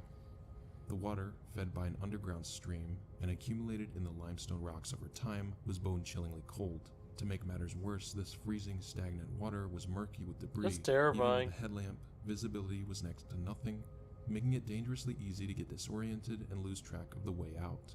And if by chance, someone happened to disturb the debris settled on the tunnel's floor, the thick layer of muck would rise. like a corpse, Absolutely. suffocating the I've path never of a like cloud of soot. done Small spelunking enough, myself, but any it's remaining very visibility fascinating in and an it's attempt to very combat its dangerous if you don't know what you're doing. orientation. Even if you don't know what Some you're doing, even if you experts know from what you're doing, previous expeditions it's had dangerous tied a because rope it's like through the anything can tunnel, happen. securing it to the Anything rocks can at all fucking happen. ends. Clinging to that rope was the only reliable way for explorers You know, to navigate spelunking through is the very water, interesting. but that wasn't much help for I actually have Jennifer, another as she good recalled being spelunking video, hypodermic one that during happened in her last America. visit, nearly blacked out before they Juby, could what's manage to climb good? to safety. Good to see you. Good to see you. At the dinner table, But Jennifer there's a good convinced her friends spelunking to video join that her in happened, I checking think out in the cave Nevada, she'd been raving about. where this The kid rest got of the stuck, group, just as either adventurous in as Nevada or her, Utah, I eagerly can't remember, accepted but the this invite. kid got stuck Somewhere during the in like this conversation, they cave. jokingly called He it went the with his Cave whole of Death, family, and which he of was like course stuck. wasn't an official I don't even want to term by any spoil it, means, but it's but it so wouldn't take long to crazy, prove itself and eerily it's insane. accurate. It's actually really sad Wednesday because night, August they were like 17th, showing like quickly blurred I don't even want to into spoil it hours because I of might August play it 18th next. It was a full of great video. excitement.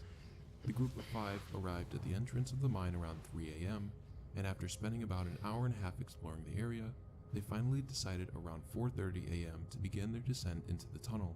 However, one of the friends, Joseph Ferguson, who had come all this way to join the fun, started feeling uneasy when they got to the entrance. Despite their best efforts to reassure him, Joseph couldn't shake the discomfort, so he decided to stay behind, waiting outside the tunnel's entrance for them to return. Little did he know that that decision would turn out to be the best decision of his life.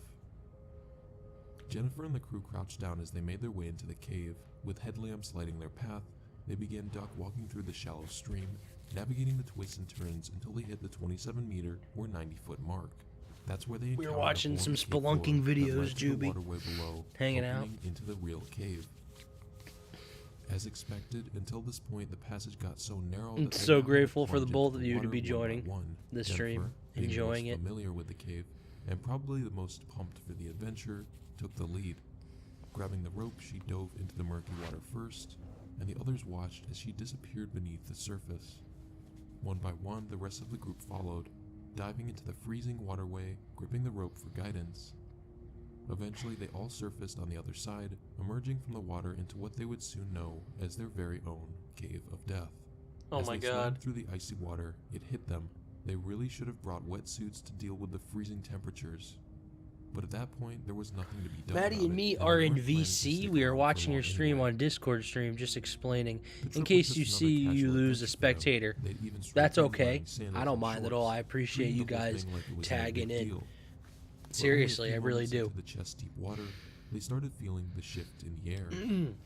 Once inside the cave, the I breathing appreciate space above their anybody's heads was watching barely it. 1 meter. That's how With I the am water being always, so so you could stagnant, always tune not in. only was there Unless no it's a fresh music air stream, circulating, sometimes then I but the let that decaying go microbes and I in don't the water speak. were steadily releasing But carbon I haven't been dioxide. doing a lot of those recently, which I probably should Besides do that, some more. years of I visitors can't do any passing on through the cave YouTube, had only on depleted the Twitch, oxygen, only on those other replacing it platforms. with more carbon dioxide. But yeah. Add to the fact that the limestone walls naturally produce carbon dioxide over time, and someone from an earlier expedition had left candles burning inside the cave, sucking up even more of the oxygen. The air in that cave had turned into a death trap. There's no way the group could have lasted more than a few minutes if they kept breathing in the toxic air. As soon as they realized the dire situation, panic took hold, and 4 of them decided to turn back immediately. But with a narrow passage ahead, only one could squeeze through at a time, leaving the rest to wait for a few agonizing minutes while the person in front made it to the other side. Otherwise, if two people collided in the murky water midway, there was a real risk of clogging the tunnel and drowning. The protocols, however, weren't meant for an ideal situation. These folks had just surfaced after a swim, holding their breath, and before that, they had crouched through a tight, almost 27-meter or 90-foot stretch. They were already running low on air. This is Plus, some the nutty oppressive spelunking. atmosphere of the cave only added to their desperation, leaving them gasping for breath. So with their oxygen-starved brains, the ability to make a decision went right out the window. Everyone wanted to be the first to get out, but Jennifer, having already been there once again, got the first chance. The others were supposed to wait a minute or two for her to clear the path, but in their panicked state, waiting was the last thing on their minds. 18-year-old Ariel, out of breath and panicking, plunged into the water just a few moments after Jennifer, hoping her friend had already surfaced. What she didn't realize was that something terrible had already unfolded. As soon as Jennifer hit the freezing water, she desperately thrashed her limbs, trying to push through the freezing tunnel with lungs already screaming for air. Her frantic movements stirred up the debris on the cave floor, turning up the already murky water into a clouded mess.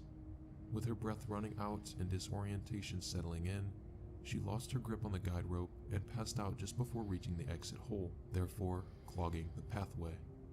When Ariel followed, her plunge into the water triggered a similar set of events. Then, just as she was struggling to find her way through, she collided with Jennifer's unconscious body, completely blocking her way out. Despite trying to push through, the narrow, water-filled cave passed her too, and it didn't take long before she passed out as well. A normal person might have held out a little longer in the choked tunnel, or even attempted to swim back, but with their lungs empty and the water so murky, there was no chance to reverse course. That's rough, bro. The entire tragedy unfolded in minutes, too quickly for either of them to react. Meanwhile, the two men left in the cave had no clue what happened to their friends just a few meters away.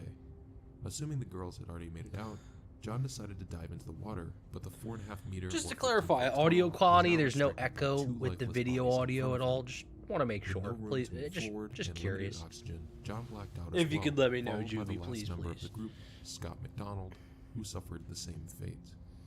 About 45 minutes after they had all entered the cave, Ferguson, waiting outside, started to feel uneasy. He crouched down and entered the cave to see if the group was still around. He made his way to the same water hole they were supposed to emerge from, but there were no signs of movement or flashlights. Growing concerned, he decided to call out for help. If Ferguson had tried to dive in and reach his friends, he might have faced the same tragic outcome, but luckily, once again, he made the right call. When rescue And let me know when you guys want to switch, because you guys are really the only people watching right now. They might be trapped in the Gollum cave. The rescue crew began by pumping oxygen into the cave, hoping to help any survivors. So we support the people that watch. When there was no response, they started pumping water out to safely enter the tunnel, a process that took another 4 hours. Once the water level was lowered, the rescue workers entered the cave, fully equipped with safety gear. Tragically, they discovered the drowned bodies of all 4 members, one after another, all facing the same direction. This confirmed that they had died while trying to escape, with their bodies ultimately blocking the tunnel. Later that afternoon, rescue workers sealed the entrance to the cave using rocks and concrete, closing it off permanently. A memorial plaque was placed at the site, engraved with the names of the lost explorers, perhaps an enduring tribute to those who paid the ultimate price for their passion. Oh, John yes, this Edwards is the Jones incident grew that up I in was talking about, the White Nutty House Putty with 6 Cave siblings. incident. His dad was the one who introduced him and his brother Josh. This to is the art of exactly what I was exploring talking caves. about. At first, crawling around in dark, tight spaces seemed With the pretty kid that intimidating, got stuck, yeah. but it didn't take long for them to find the thrill in it. The two This is the brothers one I was spent talking most of about. their Not childhood diving perfect, into though. every cave they could find across Rough Utah, situation. losing track of time and getting lost in the adventure. But life had a way of changing things up.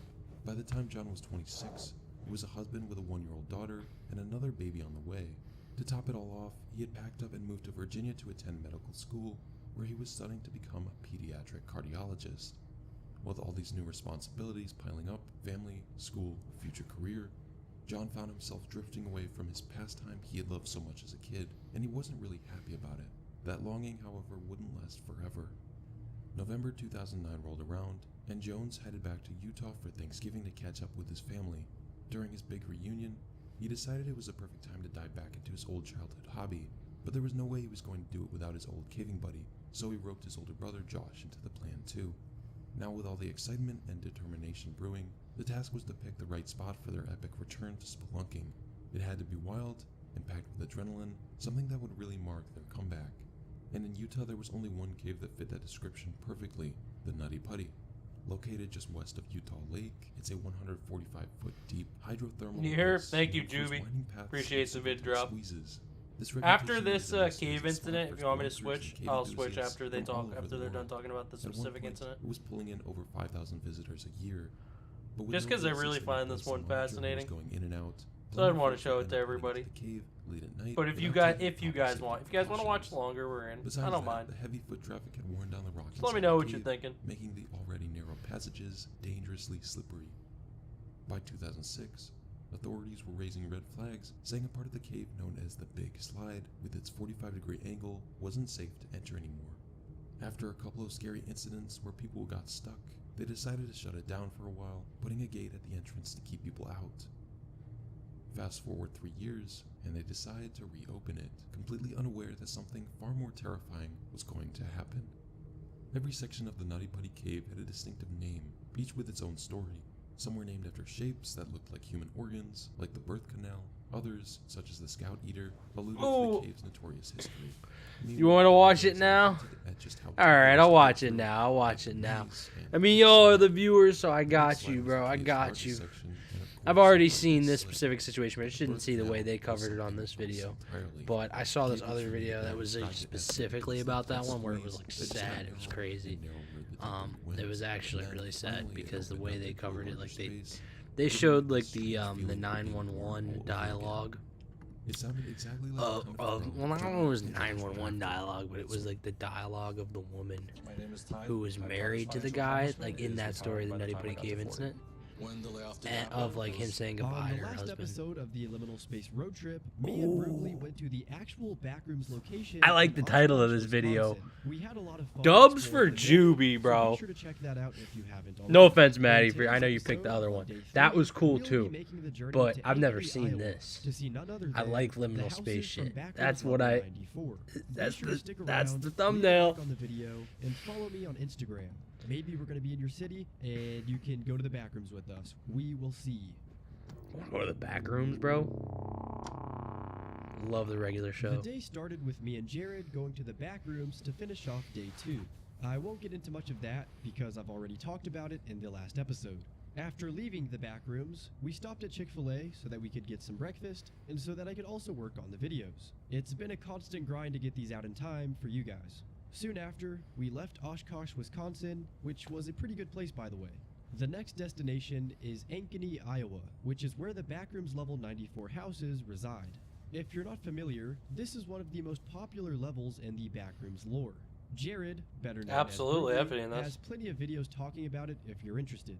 Even outside of it being a Backrooms level, this picture that's most commonly accompanied with it is very liminal. It's literally somewhere that you'd visit in a dream as a kid, and here we are, 2 adults going to visit these houses. Now, obviously, this image isn't real, but the houses seen in the picture are taken from a real-life Bro, neighborhood. The dubs photo for is made by an artist Mad named Gabrielle and Travis, Juby. and her whole thing is making Y'all are the surrealist goats collages that of blend this reality stream. with fiction. Absolutely She's the made quite a goats of few this stream. other There's no popular doubt. liminal space type imagery. I'm a Nah, pretty there's big no fan. doubt, bro. Please share with your friends too. After 6 hours of I'm driving, willing to make we this a finally big made it party. to Ankeny, Everyone Iowa. you know. Holy shit, that is I will accommodate their needs. Look at that. Whoa. Yo, hold on. Because I work for the viewer. That's how it be, bro. Never mind, I take it back. This is actually dumb. People live here? You thought your neighborhood was bad. This is worse than my neighborhood. I'm not even gonna lie to you guys. There are actual like condominium subdivided like neighborhoods in my town that look identical to this. Like no difference. That I mean, I wouldn't say they even look back roomy, but I guess you could say. I don't know. I don't live in that area. I live in a standard house with a basement. Not a big one, but it has a little. It is a basement. It's not 2-story. It's regular. I don't even know what you would consider it. Like I don't know, like a ranch maybe. That's what it is. It has a basement. So guys, That's where I'm at. in Backrooms level 94. Got all the cool shit. If you can't tell by See the stairs, basement. where LED we're lights. at, this is located in the More Village shit. View neighborhood in Ankeny, Iowa. And I mean, if you're familiar with the image I'm talking about, pretty accurate. Like, it's pretty crazy. Rock and roll, Juby and Mad. I gotta say, this might be weirder than my neighborhood. I thought mine was the weirdest, but I think it's a little weirder. If you live in Iowa, you're a red flag. That's all I gotta say. Okay, you heard from Jane Sallis first. He believes you're a red flag. Actually, his house looks kind of nice. I don't want to be peeping in people's windows. Right? Yeah, we gotta zoom in people's windows. Should we go to the very back, maybe? Let's go to the back rooms. Let's go to the back rooms of Backrooms level 94. What? Where are the animation entities at? Guys, where are the animation entities? Where's the castle in the sky? Where's that? Rock and roll, Judy and Hey, what's up with Mags. the, like, Juby, alternating not Judy, Juby. colors? That's the same thing in my house, though. Is it? I do gotta say, like, without Rock and roll. watching these people, the inside kind of looks nice from what I'm seeing. Like, They seem to be large houses, don't they? no, these are pretty girthy. This is strange looking though. The houses that they do have here are a bit strange. Jared's just mad he's broke. They're a little He don't have money wonkier like in my me. town, but they're less backroomy looking because they're not identical. Please donate to me for They medical have a few funds. different models. I went to Kentucky and he got me sick. I have dysentery now. Dysentery. Unfortunately, we did get to the neighborhood a bit later in the day, so we'd have to come back in the morning of day 4 to get a better glimpse. Like, this is what the unemployed friend does. What's today, Thursday? We're the unemployed friends on a Thursday morning, just at Backrooms level 94. And there's nowhere else I'd want to be. Honestly, I can feel that. I want to say that same truck passed by us last night, so they're probably thinking we're deep state agents or something. But yeah, it's a pretty small community, and Jared was pointing out how many of these houses are vacant. I mean, there's only so many that have lights on, that have cars out front, so I don't know, maybe it's a bit of a ghost town. For anyone who is wondering, I am feeling a bit better. Maybe you can still hear it in my voice that I'm a bit sick, but yeah, that's good. I'm feeling it just a little bit better. It obviously sucks to be sick, but it's even worse when you're trying to daily upload and travel at the same time. But yeah, that was the level 94 houses in real life. It was quite liminal, as you can see. That is pretty liminal. I I need was some more actually liminal. curious to see what the inside of the houses looked like, because they appear to be quite roomy. They are pretty big. So I found some listings on Zillow, and yeah, maybe you guys should move to Iowa to live here. It's not terrible. Some of these houses are for sale, as just confirmed by Jared. So what? Crowdfund me, guys. Feel free to move to the Villages in Ankeny, Iowa. And now we will say bye.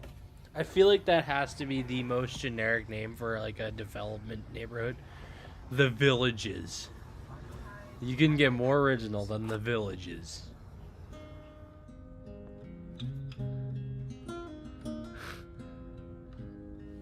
No wait though. That is some back room. Oh my god, that does look back roomy as they're driving away. That's some trippy Before I shit. get to the liminal tier list, I thought I'd reach out to Gabrielle Traversat to get her input on the image's popularity and me being there. Hey, I'm at the neighborhood seen in your classic image. Just thought I'd show you. And how did you choose these houses out of every other neighborhood? LMFAO, where are they located? I'll be honest, I probably looked up suburbia on Google Images, and these popped up as some real estate stock pics. And I thought, these look like some pretty good caricatures of houses. Sweet. Definitely going to credit you for creating the image. Is there anything you'd want to say to everybody? I mean, how does it feel to accidentally create one of the most iconic Backrooms levels? It feels weird as hell, but I'm so astounded at how much it resonated with people, and I'm so glad it did. I love how everyone just played with it and kind of made it their own, making Roblox maps, Backrooms levels, gave it lore and deeper meaning than originally intended, and even how people went on scavenger hunts to find the original places. And me. I think that's a beautiful thing about the internet. Shout out to Gabrielle for creating this image and unintentionally making one of the most popular Backrooms levels. Well, shout You out can to follow her, Instagram bro. Shit. At Spectrometry. Now is time for the liminal space tier list. I think it was really cool being there, and it was very surreal. Surely the people living at the villages have some eerie, dreamy feeling about it that they're not conscious about. But I'd say it's a great liminal space. It can be out of this world, but I think it's great for now at least. If you're still watching till the end, then thank you very much. I hope you stick around for tomorrow's video. We'll be going to Jubio, got any other videos you want me to watch? It should be awesome. As always, go check out my TikTok, my Juby. Instagram, and here's a shout out to everybody on the Patreon. Basmic, Bella N, Boy Kisser, Dusty Antler, El Goober Goob III, SO Boomer, IRL Evan liminal W, space Evan content. W, Okay, Fort I do Connor, actually. I Jasmine, like that video, Jera, so we'll watch some Josh S, liminal Josh IRL Wynn, liminal space LeBron content. James Hairline, Ron We'll Body, cut that Mommy short Trash because Sack, he's Matt Set on a Cat, Must counting out Lord, Knoxville people Dreams. here, but let's see what he's got here. All right, let's see.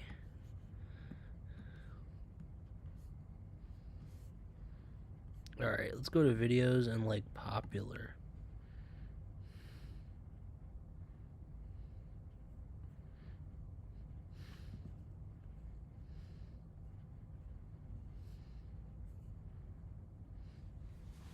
You guys see one you want to watch? Live streaming incidents iceberg. I mean, is that a little too close to home? We can watch it though. It sounds interesting. I want to maybe something a little bit more recent though that he made, right? Who knows? What do you guys think? Let me know. Cause I'm game, truly.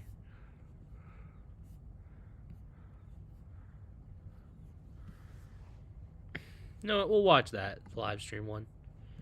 Imagine drifting off to 5-star sleep every night. Make that dream a reality with a top-rated mattress from Raymore. I will say Raymore and Flanagan makes pretty good shit. I buy their stuff, but social media live streams are a prominent that's a feature different to the conversation. internet as they gain millions of viewers every day. Streams usually consist of gaming, vlogs, or some other popular category of content. As I said, millions of people enjoy these live streams, but every now and then, an incident or something disturbing will occur on stream to thousands of people. Inside this video, I'll be going over an iceberg of live streaming incidents. The iceberg also doesn't go in order from how well things are known, but rather how disturbing. This seems like an interesting video. That said, let's dive into it. Even though it's a bit older. Lower the volume on my receiver a little bit. Alt F4. Alt F4 is a computer shortcut that closes whatever application you have open whenever you press it. Many streamers get told to press the buttons in order for something to happen, but they actually get tricked into ending the stream or the game they play. I'm fucking so dumb! That's like a Playmate rookie Tessie. mistake, I This feel girl like. may seem familiar, and it's because her whole 15 minutes of fame went down about a year ago. She's often I'll do regarded as the anything most anybody disliked tells me, streamer unless for it's good like, you reason. know, put a video on She it. has lots of bad comments on people, but one of the worst I'm sure ones is some that really she crazy laughed at people someone though could who had hack me via cancer that. and even threatened to take their cancer treatments away. The video is pretty tame, but it'll make you want to punch your screen. Fat, you're ugly, you look deformed, you're poor, and you have cancer, no hair, and your wig's crooked, by the way. Fix that. Take off your wig. Don't be a pussy. Take off your wig, leukemia. You have fucking cancer. Puking on stream. Everyone pukes, and unfortunately, some people do it on live streams. This doesn't specify a particular event that's happened, but rather any time it's happened, and it's happened a lot. Yeah, that makes sense. Happened in a sentence. I don't feel like putting puke clips right here, but it's online if you like that stuff. I personally don't. PewDiePie. I feel like everyone knows what I'm gonna talk about, as it was one of the biggest internet Please don't stories play in this clip. 2017. This, of course, is when PewDiePie was playing a game on his stream, PUBG, and then said the N-word. It seems to have aged pretty well, though. Caught hacking. Bro, With almost every game there what the is, fuck? there's going to be someone who hacks it for their own advantage. Many people have been exposed for hacking on stream, but the most infamous case of this is a streamer by the name of Miss Q Gemini. Mid-game, she starts to get shot at and doesn't die, and then she pops up here, a mod menu. After that, she starts to say it's a glitch, and then blames it on her friend Clara for putting the mods on her computer. Real believable. I don't think she has streamed ever since, and her Steam profile has been abandoned since the incident. That's insane. Wait, what the fuck? Clara! Hold on, Clara, give me 1 second. Clara, let me just message this girl. Give me 1 second. Why the fuck is this on my computer right now? Angel Hamilton. Angel, or commonly known as Zillion OP, was a handicapped streamer who had claimed to be paralyzed from the waist down. He had gained a good following and commonly played video games. While he didn't force his viewers to donate for his disability, he did gain over thousands of dollars to support his condition. That being said, Zillion had made his way on his wheelchair in front of a live stream, not knowing his camera was on. Soon after that, he had stood up and walked off. So he wasn't paralyzed? His internet presence was soon met with lots of hate and backfire for this lie of him not being able to walk. He had eventually refunded his viewers for the subscriptions and donations, and he wasn't seen on the internet for a long time, until 2020. Wavy WebSurf did a video on Zillion's comeback, and it's pretty interesting, so I recommend you to watch that. It personally made me think that Zillion isn't as bad of a guy that people make him out to be. Fans arriving at houses. This can refer to any time fans show up to a streamer's house. In recent memory, this had happened to Alinity, and you'll see her later on the list. She had said that her fans were asked to leave, and the stalkers had gone on to type the color of her house in the chat, and even looked through her windows while she was streaming. Cyberpunk says scene. Cyberpunk was a very popular game in early 2021, and not gonna lie, the game was a letdown, but it also didn't appeal to me very much. But that doesn't matter. Many streamers were showcasing the new game, and some didn't know about the sex scene. It looks pretty real, so I a little imagine bit that so some it see me streamers better. got in trouble for showing it, but yeah. Fortnite Black Hole. The unknown video game Fortnite was having a black hole event, and it's been a little too long since I've played that game to tell you what the in-game event was about, but that's irrelevant. While one streamer was researching it on Twitter, he had found a post of a guy showing his black hole. Take what you will from that. Arab Andy. 2017 had a huge trend known as IRL streams. People had been doing this before 2017, but this year had many prominent figures like Ice Poseidon, Andy Milanakis, and many more. Because of Andy, there were many copycats that would go out and stream their life like him. There was Asian Andy because he's Asian, and then there was Arab Andy. Arab Andy grew to fame for having no restrictions for what he would do on Ice Poseidon's live streams. While he quickly grew to have a following, it would all crash down because of this clip. I think so. C4 has been successfully activated. Bomb detonation countdown successfully started.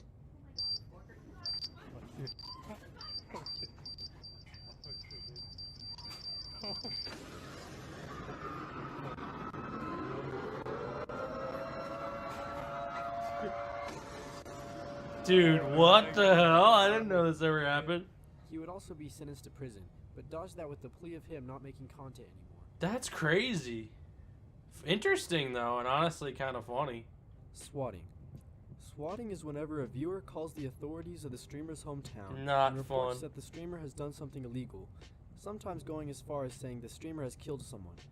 Whenever the viewer makes the prank call, the cops or actual SWAT team will break and enter into the streamer's house. From what I've seen, this hasn't happened as much as it used to like 4 years ago, but it likely still happens. It's not very funny, well, not funny at all, and most people would agree. There was actually a swatting incident in 2017 where two guys got into a fight over Call of Duty, and it eventually ended up with an innocent person being shot to death, so rest in peace to him. Angel Walks. Angel is a streamer who plays video games. While streaming one day, one of his family members starts to yell hysterically. Angel starts to get up and check on what's happening and comes back to the stream to say his brother had died. He has allegedly said that he doesn't want to talk about it, and I think everyone should respect it. I don't think this guy's streaming career should be defined by this moment, but I'm glad he's doing better. No, hey guys, I'm sorry. My brother just died. I have to go. What? Sarah's cat. This clip is very infamous in the Twitch community, and when I was younger watching this clip, it used to scare me a lot. Anyways, Twitch streamer Sarah Kate was playing some Black Ops 2, and while in the lobby, she went back to kiss her cat, and the cat scratched her back. She then shows the stream her bloody eye, and it's pretty bad, but she seems to have made a full recovery. And that's Oof, good. that's Ice rough. Poseidon. Ice Poseidon is essentially the guy who made IRL streaming so popular. While he's had lots of funny moments on his live streams, there have been some disturbing ones nonetheless. I'd say the most eerie occurrence on his stream was when he was walking down the streets of Hollywood and came across someone who was contemplating soup on the side. While Ice doesn't show it, we can guess the person was hanging off the side of a building. Thankfully, they didn't go through with it and Ice Poseidon didn't live stream it, and that's a good thing. Oh, what the fuck? Yo, this guy's about to jump. Dude, don't. Oh, dude, I can't live stream this, dog. This dude's legit about to jump, dude. Yo, do not, dude. Yo, what the fuck, dog? Bro, you ain't Spider-Man. I feel like... That's crazy. Spider-Man. Why would you continue to Dad burns record? house down. I don't know the name of this guy, and the clip is pretty old, but he was streaming himself lighting a match on fire. Everything escalates really quickly, and while it could have been easily avoided, I feel a little bad for the guy.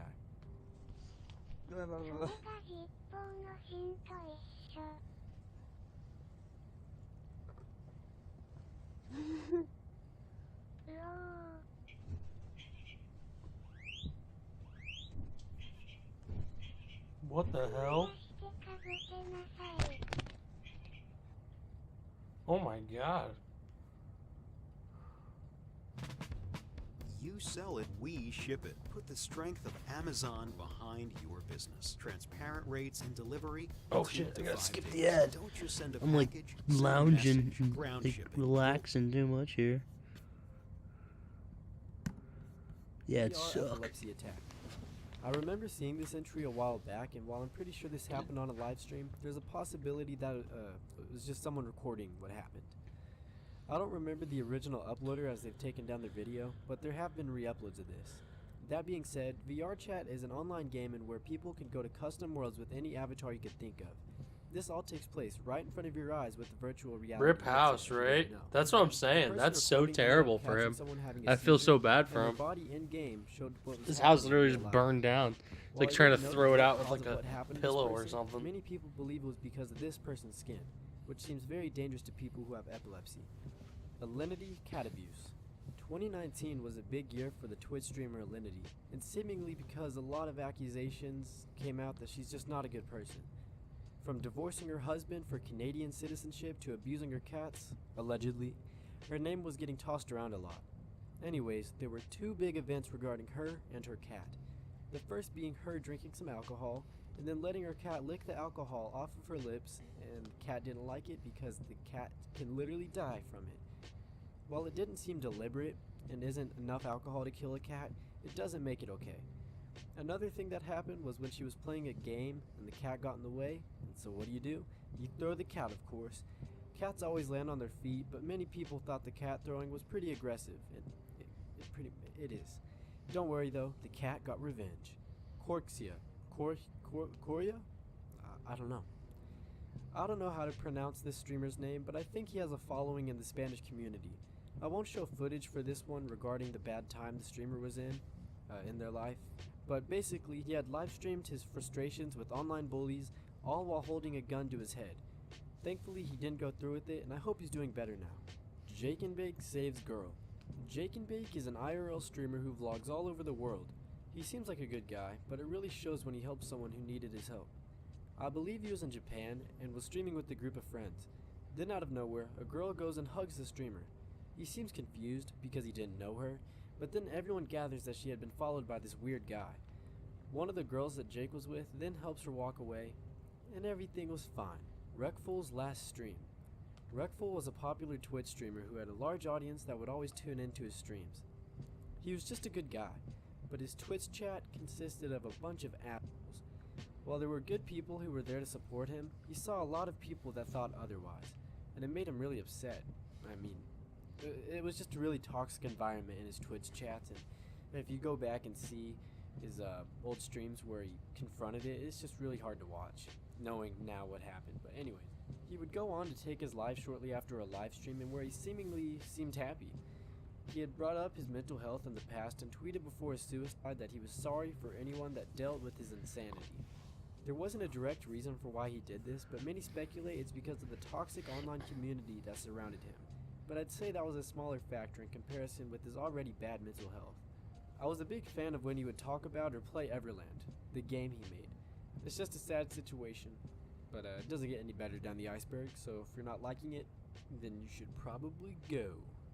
And it's not a bad thing, but this part of the iceberg is where it gets sensitive, so it's okay if you want to go. But that being said, let's go down. Mr. Deadmoth. Mr. Deadmoth was a Fortnite streamer who had a pregnant wife. While streaming a game one day, his wife would continuously call him to eat dinner, with him refusing to eat. After the final call for the streamer to eat with her, He had gotten up and started to hit her and aggressively beat her on stream. No worries. She wouldn't be I injured, and appreciate you Deadmau5 stopping ended up by avoiding jail and time. following. It was Check us speculated out that on his another day. significant other was I also really abusive. appreciate you stopping by a lot. Joe Daddy. Joe Take Daddy care is and have a great personally day. My worst person This is a good on channel. earth, I will be in my diving opinion. into them, and I'll This guy's subscribe just to a them too. piece of trash. So thank you very If you're much. sensitive Have a to great me, night. great. And shout out to I'd skip ahead Juby like 30 and seconds. Anyways, this pile of Mash. trash was a popular You're NBA right. 2K streamer, and that doesn't That really rhymes matter. a little bit. While streaming one day, he went to take a break and turned off his camera, but the Hope you audio luck was on still streaming. on. Thank you so What much. followed was 6 minutes Come of this back guy too, though. You're beating always welcome. rape Seriously. his girlfriend. Come back. You guys are Some of always the welcome. audio can be found on YouTube, I'll watch but I anything. wouldn't I bother do a lot watching of it. different cool It's really content. disturbing and So thank frustrating you to so listen much. to. Rock After on, this, y'all. Joe Daddy would go on to confess to hitting his partner, but blamed And it have on a good alcohol night, too. abuse and the recent death of his father. He would go on to remove his social media accounts.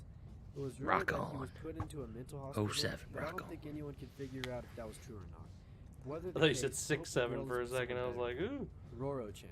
Rock on. Roro-chan was a young Japanese streamer who had a fairly small audience. She would often stream herself playing the piano and doing dangerous stunts for recognition. She would only be 14 years old when she would stream her suicide, and where she jumped off the balcony from a tall building. The chat had also been telling her to do it, saying that she'd be a legend if she followed through with it. There were other people who told her to stop, but they would be drowned out by the trolls. She wouldn't die on impact, but died a little afterwards.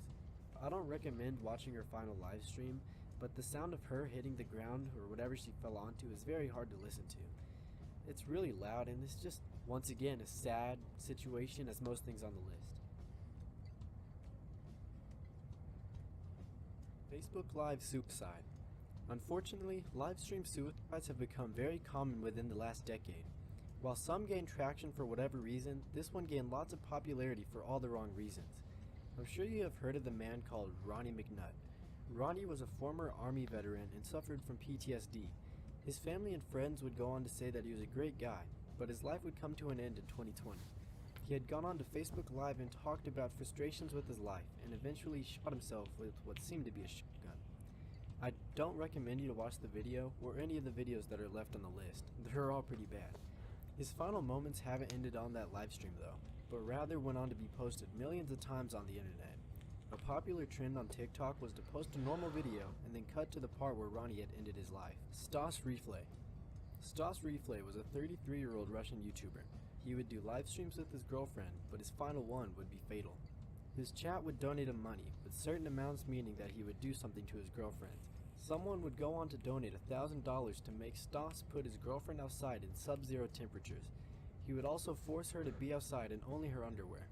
By the time he had gone back to take his girlfriend back inside, it was too late. This piece of would only get 6 years in prison, which really confuses me. Bro, dude shit Also, got life. rest What in the peace to fuck? the girl, Valentina Gregorieva. New Zealand massacre. In 2019, Brenton Tarrant would go on a killing spree inside of 2 mosques.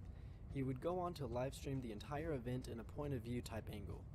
Before the event, he had also said subscribe to PewDiePie in reference to the ongoing PewDiePie versus T-Series thing. It's not really relevant, but it just shows you how out of touch he was with what he was about to do. He would go on to murder many people and is now serving a life sentence, so rest in peace to all 51 who perished. Facebook Live killer. On April 16th of 2017, Steve Stephens, I'm gonna say Stephens, would pull out his phone and live stream him shooting an innocent old man on Facebook Live. When he first started the live stream, he had said that he is going to kill the first person he sees, and unfortunately, it ended up being 74-year-old Robert Lee Godwin. When approaching Jeez, the bro, man, what the he had hell? told Godwin to say the name Joy Lane, and said that she is the reason that this is about to happen to you. Shortly after this, he would go on to shoot Godwin, killing him instantly. Joy Lane was an innocent woman who had done nothing other than being an ex of Steve. There would soon be a massive manhunt for Steve after the live stream, but the police would eventually catch him 2 days later on April 18th. The police had done a pit maneuver and knocked Steve off the road. When the police had approached him, he shot himself dead. Another sad part of the story is that Godwin had just got done spending Easter with his family and went out to collect cans for some money. Wingsuit livestream. Armin Schmeider was an Italian wingsuiter. He had loved to go wingsuiting and decided to do a Facebook Live when doing so. His last live stream would be fatal though. He had put his phone in his pocket, which was inside of the wingsuit, and would talk in German. His last words would be, "Today you fly with me," followed by him waving at the camera. What soon follows is him leaping off what I assume to be a mountain, and something goes wrong, and he starts to fall onto the ground below him. You can hear him scream before he hits the ground, and after this is just the sound of him tumbling down the mountain he had been on. Someone who was watching the live stream had told Armin to write or say something when all was said and done, but he would never respond. He was only 28 years old, and he seemed like a really nice guy.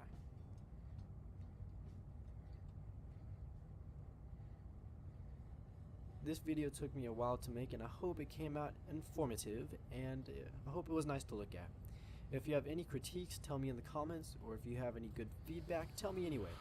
I'm wanting to make more content like this, so if you're interested, be sure to subscribe. 2022 is my year, and I'm hoping you'll join it with me. Bye. Grammarly now uses AI to help you write, not just revise. Type a prompt and generate a persuasive, mistake-free... Alright, so let's look up, like, back rooms. Like, I don't know. Back rooms. See what we get here.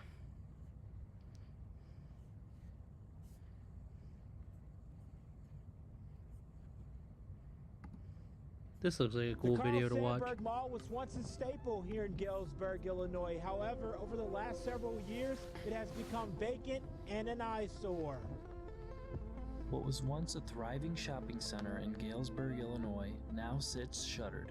The Sandburg Mall opened in 1975 and was part of a large wave of indoor retail centers that defined the American consumer landscape in the latter half of the 20th century. The mall was a response to the changing commercial needs of the region and was named after Carl Sandburg, the Pulitzer Prize-winning poet who happened to be a Galesburg native. The mall opened with 3 major anchor stores, JCPenney, Sears, and Bergner's. Over the years, it expanded to include a 4th anchor, Kmart, and housed dozens of smaller shops, eateries, and kiosks.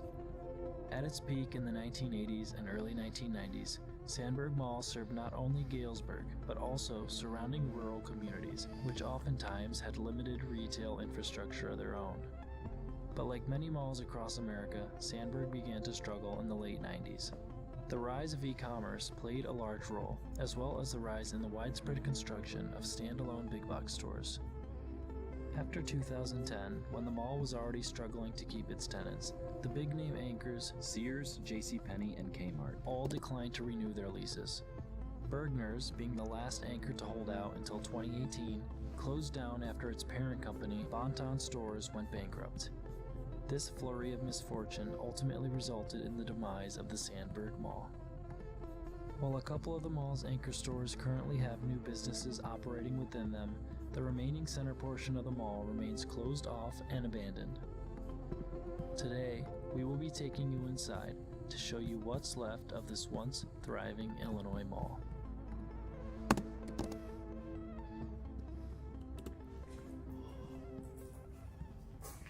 The water has gotten in here. It's really, really like squishy and mushy on the carpet.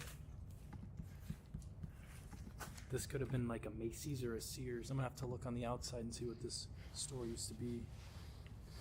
But it's super moldy. I might have to put a mask on. Alright, I put my respirator on because it's horrible in here. It's so muggy, and it's almost 85 degrees outside right now, so it's really hot. And this place feels like a steam room. Let me look at that black mold. Not good. You do not want to breathe that.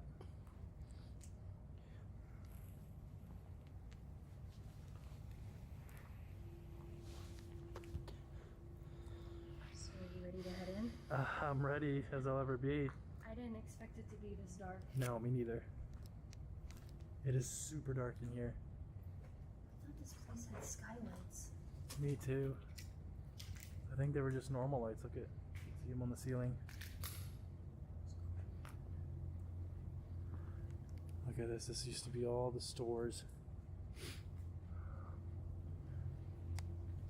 It's a shame they took the signs down on these. There are some farther in that still have the signs. Check this out. This is a picture from the mall in 2016 of Santa Claus. What? Sorry guys, the ISO is gonna have to go up, so it's gonna get grainy, but the old Sandberg Mall sign. And look at this, the giant center court. This was a pretty big center court. For the town that this is in, it's actually a small town, but this is a big mall. And I'm guessing that's a big reason that this place closed. It just couldn't sustain the lack of customers. It's a lot of money to run a place like this, and it just couldn't stay afloat. What is that? Just like some homeless dude living in the shadows down there. Maybe some. Probably. I keep hearing the craziest noises. It sounds like somebody walking around. So I just noticed this is like a train layout. Look at that. It's a miniature train diorama. Oh, here's a little history about it. That is really cool. It's really big too. Look how far it goes. I'm gonna stand up here and get like a down view of it. It's giant. Probably. Goes all the way over here. And all the way through to there. So we got a little evidence here. J.C. Penney sign that's still hanging up. J.C. Penney. J.C. Penney, that is an old brand. And even older probably. Or maybe around the same time. Bergner's. And that sign is up as well. So that was the department store down here. Looks like we have the customer service desk too. Customer service.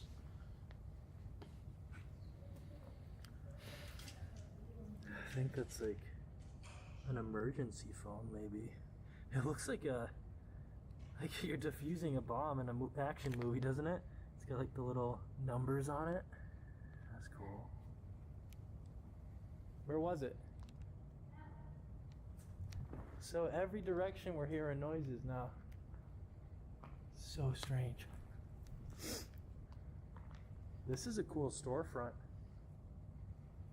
Look at that. Very 80s. I found the fire alarm map. It shows all the zones, and then I'm assuming when one goes off, it'll flash. I've never seen that in a mall. It's like 3D. Esme just found a a restaurant. I was gonna say a website. Oh, it says welcome, friends. Oh my gosh, this is creepy. Whoa, look at the neon. Wow. It used to have neon up there. Okay, this is cool. Man, that little bar section is really cool. Welcome, friends. That's giving me like Five Nights at Freddy's vibes. Kinda scary. For real though. This place is gross. This is like one of Those are the vibes it's giving me. So there's like a bar here. Reminds me of Applebee's a little bit, but it's small. Yeah, this is the neon still sitting up in its spot. That's what I was thinking, like Applebee's or Chili's. Yep. Because Applebee's has a little thingy, a little like step-up area where you go sit. Mm-hmm. Oh, let's stay cozy here, y'all. A lot of good natural light here. This is a good break from the darkness. Oh, another directory. Face planted. Wow, this greenery is really neat. Ton of moss growing because of the sun getting in. The little plant that's just growing over there. It looks like like someone's grass lawn.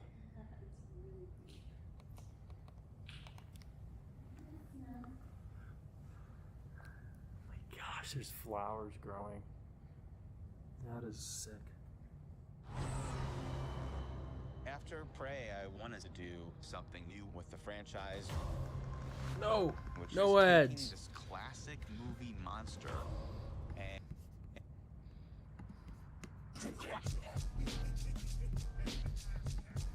Let's watch something different. Let me see. This guy's some pretty good videos.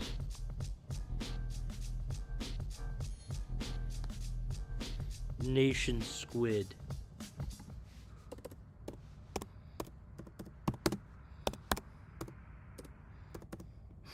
Look at the bike. It's like you're...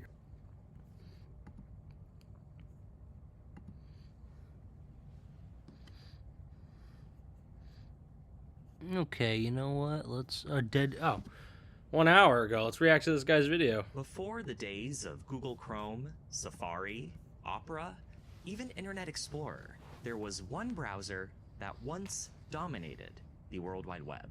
Its influence was so big, in fact, that its entire framework would set the standard for virtually all web browsing that came after.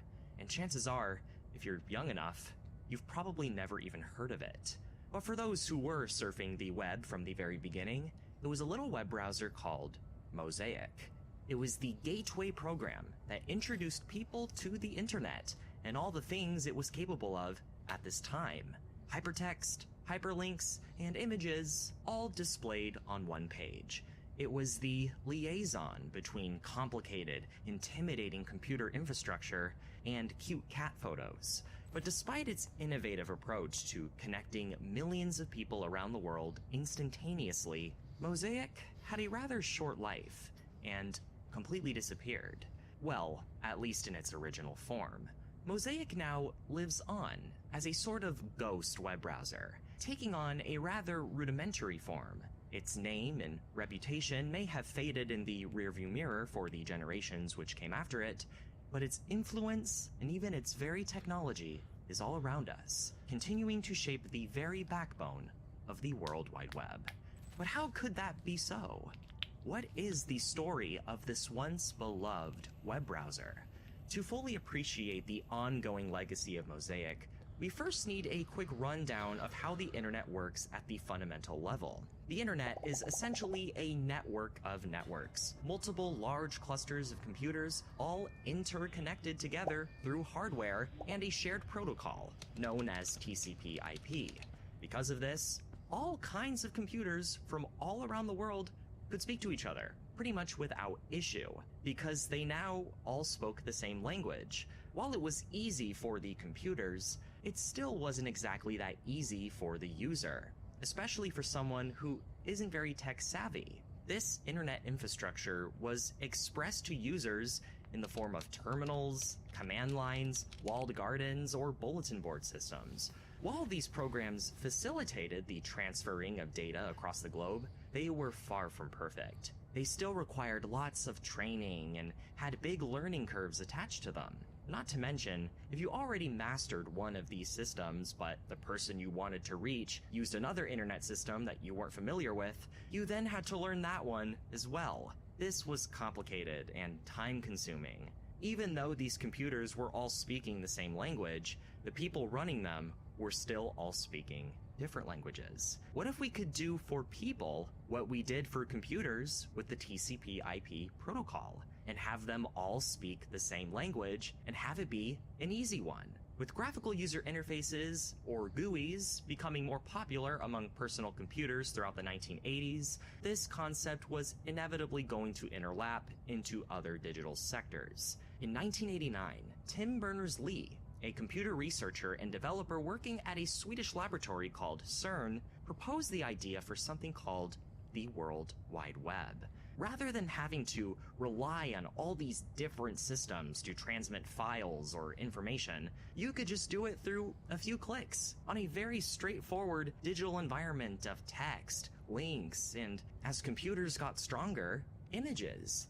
The backbone of this World Wide Web technology is something called the Hypertext Markup Language, or HTML for short, and information was displayed on things called web pages. And going on these web pages was easy. All you had to do was type in a web address, which was typically a name followed by a .com or .org or so on. This concept finally came to life in 1991 when Berners-Lee created a prototype of HTML web pages, which he hosted on a Next computer. The World Wide Web was born. and so was the first ever website. Rather than selling the World Wide Web as a commercial product, Berners-Lee released it as a public domain project because he believed that the internet should be a free place for everybody. But how would you access the World Wide Web at this time? Well, just like with accessing any information on the internet, you needed a computer program to do so. Luckily, Berners-Lee created a program for accessing, or you could say browsing the information on this next computer, a program which he also called World Wide Web.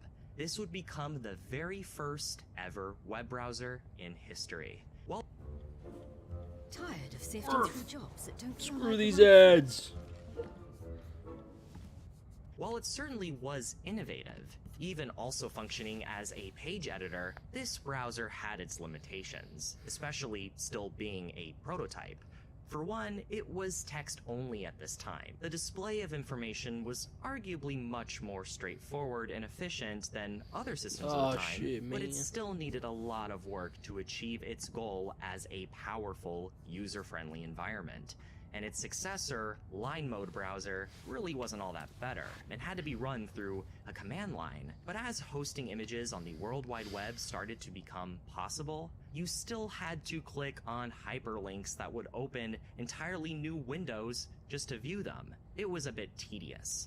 Luckily, as the World Wide Web was preparing for its official public launch, a group called the National Center for Supercomputing Applications was developing a web browser of its own.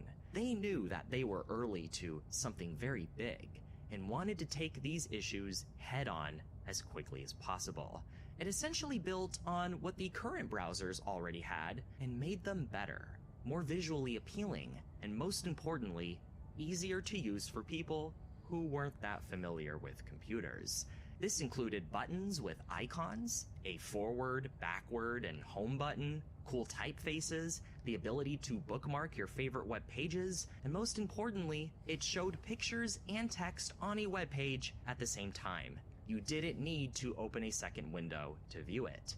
It did this by supporting something called the IMG tag. On top of it facilitating browsing the web, it also supported a ton of other internet protocols, including FTP, HTTP, NNTP, and even Gopher. It basically put all the internet in one place by putting its many pieces all together. Because of this puzzle-like structure, they called the browser Mosaic, reminiscent of the mosaic artworks that were made up of tiny specks of stone or glass to create one big picture. And so, Mosaic officially launched in January of 1993, just in time for the World Wide Web's launch to the public 3 months later. Now people could view the World Wide Web and pretty much all the internet as it was originally intended, with creative aesthetics and fun colors, almost like a digital online magazine. What's even better about Mosaic was that it was free. The developers released it as a non-commercial program, meaning anyone from educational or research institutions to even those at home could just download the program to their computer. They could just dial in through their ISP, launch Mosaic, and start surfing the web in no time.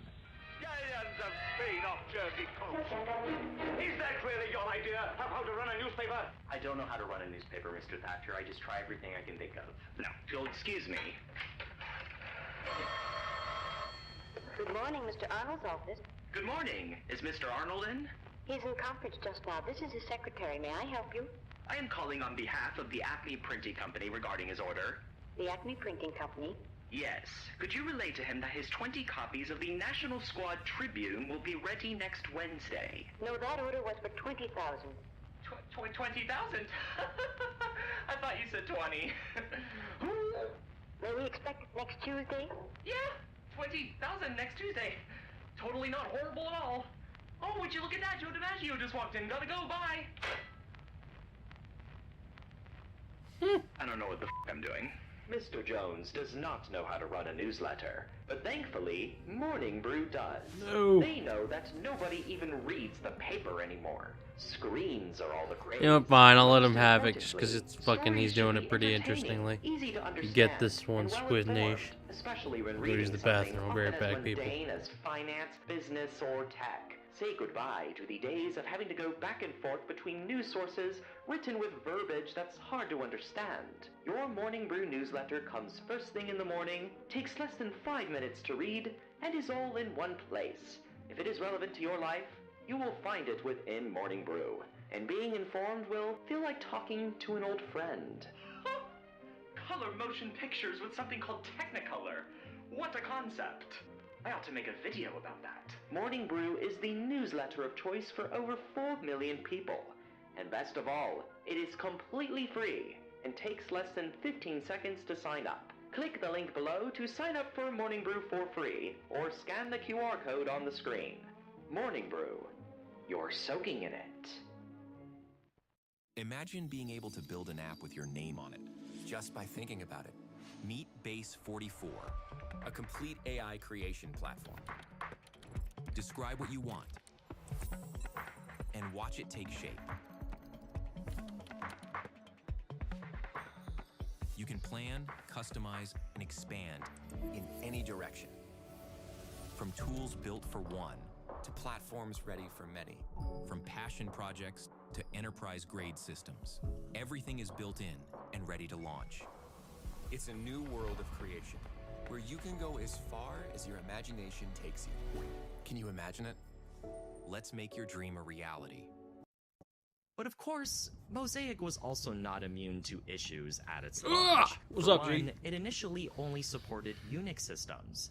If you were running Windows or Macintosh systems, you couldn't join in on all the fun just yet. This would of course really narrow down the number of users for the program, especially since Unix at this time was mostly just used in technical, research-based environments. In other words, the people who don't really need a whole lot of handholding with using a computer. Though this was quickly addressed, and Mosaic would begin to support both Windows and Macintosh platforms by late 1993. Additionally, the program was crawling with bugs. Many users reported the computer just freezing up completely while they browsed the internet, sometimes to the point where they had no other choice but to forcibly shut down their systems. If any unsaved data was present, this was often lost. More frustratingly, because this was pretty much just a program put together by researchers at the University of Illinois, there wasn't really a user manual or even support line you could call in if you ran into any problems. You kind of just had to deal with it. But despite these seemingly glaring issues, Mosaic was still quickly garnering a lot of traction from online users. They felt that it was still the start of something incredible. And of course, growing pains were an inevitable byproduct of that. Whatever these problems were, they still had time to sort it all out, because the World Wide Web itself was still sorting it all out. The popularity of Mosaic was snowballing throughout 1993 and the first half of 1994, reaching up to 50,000 downloads a month. In just 18 months, over 1 million people were surfing the World Wide Web with Mosaic as their browser of choice. As Bob Metcalfe, the co-founder of Ethernet, put it, several million people then suddenly noticed that the web might be better than sex. It's easy to underestimate this staggering number of downloads when you don't consider just how slow the internet was at this time. We're That's a talking rough about average assessment to speeds make. that often peaked at 28.8 kilobits per second. Not to mention that PC hard drives were also much smaller back then. This meant that files that we consider very small nowadays were considered huge back then. While there is no definitive information for how large the Mosaic program was, it's easy to assume that it probably took a couple of minutes to download. Needless to say, it was much more of a digital investment for people to use it than a program of its size would be today. When we consider all this and all the bugs and limitations that the browser had at its time, it showed that people were willing to tolerate a lot in order to use Mosaic and really get to explore this new digital world. Of course, when the World Wide Web first came about, these slow dial-up speeds were not much of an issue because of how unsophisticated those early web pages were. And also because these early internet users just didn't know any better. But as web pages got more complex and more demanding, these slow speeds started to show in one way or another. One thing that started to get very annoying as the World Wide Web grew was how Mosaic would load pages. While the browser could certainly display images on a page, it would not do so until the page was fully loaded. This could especially be inconvenient and distracting if, for whatever reason, a page failed to load properly, often leaving you with incomplete results where you'd have to refresh and start over again. Also, the optics of downloading a browser from some random university FTP server made a lot of companies reluctant to try it out. It was at this point when some of the Mosaic developers realized that there could be a commercial opportunity here as well. Mark Anderson and his friend Jim Clark were already dabbling at the idea of starting some kind of business venture, but ultimately settled on forming Mosaic Communications Corporation, effectively turning the Mosaic project private. They then began working on a whole new web browser. It would still be built on the foundation of Mosaic's most prominent features, but now it could be commercially licensed out to businesses, like most software of the time. However, the browser offered a 90-day free trial. It now had a customer support line. It could now load images on a page before the page fully loaded, making it more convenient and giving it the illusion that it was a faster web browser. And it would officially offer support for an image format called JPEG. They called this browser Mosaic Netscape, and it was released in October of 1994. It was an instant success. With its release coinciding with the beginning of the internet boom, it very quickly surpassed Mosaic in popularity, and even became the #1 most popular web browser in market share. And it wasn't even close. Following some legal disputes from another already existing Mosaic company, this browser's name was then changed to Netscape Navigator. It might be surprising that a web browser that you had to pay for, around $50 to be specific, was more successful than an already existing browser that was free, but when you consider all these things, it does start to make sense. Mosaic felt much more archaic in comparison, and if something went wrong, you were kind of on your own. Yes, you had to pay for it, but this 90-day trial period gave you a chance to see all the great features that Netscape had to offer, and ultimately made a one-time purchase worth it for a lot of people. Did it borrow from Mosaic's source code? No, but it had all the familiarity of Mosaic, but made even better, and with much more personality. It effectively did to browsing what IBM clones did to PCs back in the 1980s, basically by making an improved version of the original product, but in a way that was still legal. But not only that, Netscape actually gave brand new online users a sense of direction on where they could go, the type of people who had no idea what website to even start on. In the Netscape toolbar, they had a very special button called Net Directory, a website of websites. It was a page that listed some of the most popular websites by category. This handy new website was called Yahoo, and it became bundled with every fresh download of Netscape, giving new users a jumping-off point into this vast and seemingly endless digital superhighway. Netscape even had its own cute little mascot named the Mosaic Godzilla, or Mozilla for short. This name was also a play on the words Mosaic Killa, to show that they were really serious about this new project. At the same time, a massively growing internet service provider known as AOL started providing full access to the World Wide Web in addition to their walled garden service. This gave people more reason to continue using Netscape. They got so big that they even became a public company, with their IPO on the Nasdaq reaching record high levels in just its first 24 hours. The massive success of Netscape stock would spark the beginning of something that has been retrospectively coined the dot-com bubble, as many other web-based companies would follow in a similar fashion.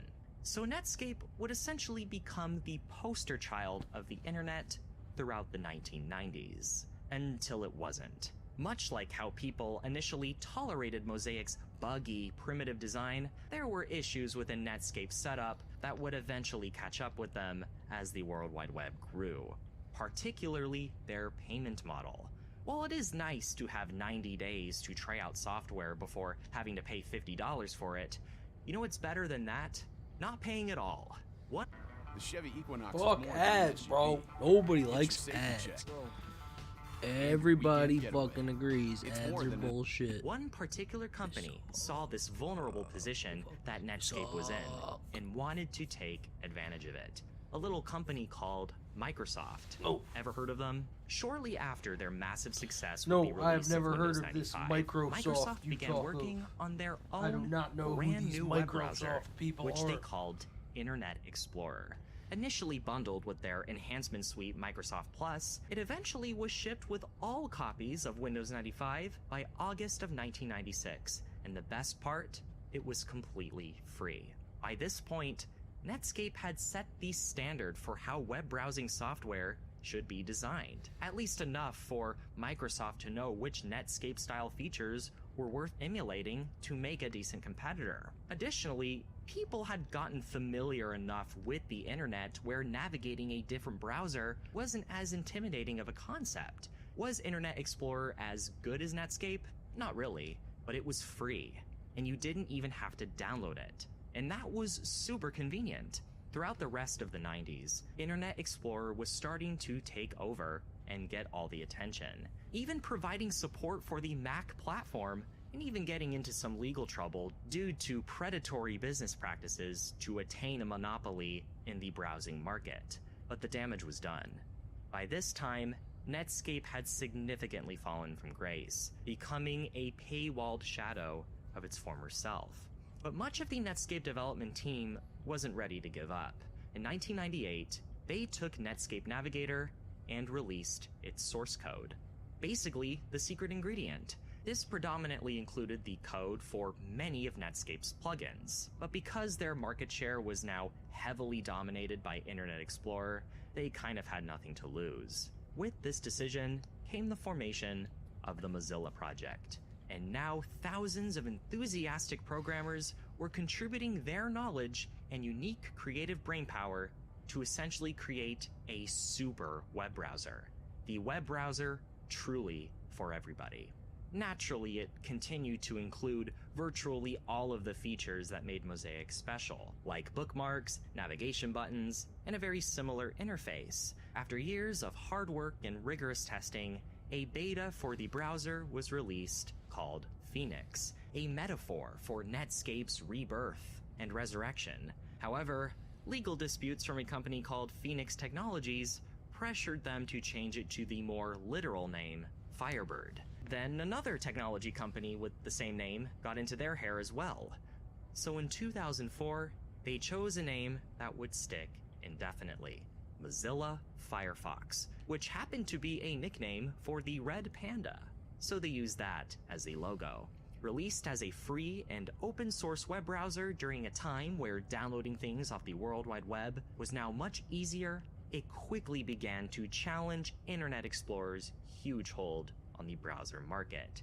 Its decentralized and open setup allowed for it to be a more secure, stable, customizable, and arguably better browser than Internet Explorer. It was at least good enough to persuade a lot of people into only using Internet Explorer just so that they could download Firefox. Even closed off, corporate browsers have borrowed some components from this Mozilla source code, despite being independent programs. This includes Google Chrome, which has incorporated some of Firefox's methods for implementing cookies. Although decades of research and development has now allowed these programs to continue improving the web browsing experience in their own unique ways, it all started with Mosaic. Despite its physical form being long gone, Mosaic's influence and philosophy is omnipresent, manifesting in ways that are hard to avoid and go beyond just code. The very appearance and techniques that make up the modern web browsing experience are derived from Mosaic's fundamental principles. It is the ghost of the World Wide Web, with its legacy showing up in little bits and pieces that, when put together, help make up the self-governing, decentralized internet that Berners-Lee envisioned all those years ago. If you would like to learn more about the browser wars and the internet in general, I have included a set of videos in the description. You can also learn about other technology wars such as Mac versus Windows right here. A special thanks to my Patreon supporters. Check out patreon.com/nationsquid for exclusive special content. thanks to Nation You can Squid, always bro, buy for me a coffee as fucking well if you're content, feeling extra seriously. generous. Appreciate Thank you for you, watching, bro. everyone. Alright, so for the next video, you know what, we are going to go to YouTube Home, and, like, we're gonna watch some shit here, okay? Old Forgotten Horrors, Old 4chan, Forgotten Horrors, so explain a lot of stories of my childhood.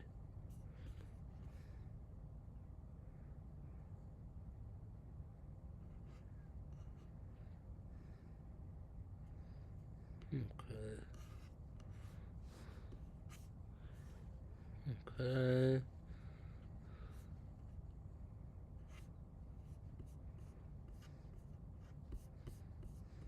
Alright, you know what? We're gonna watch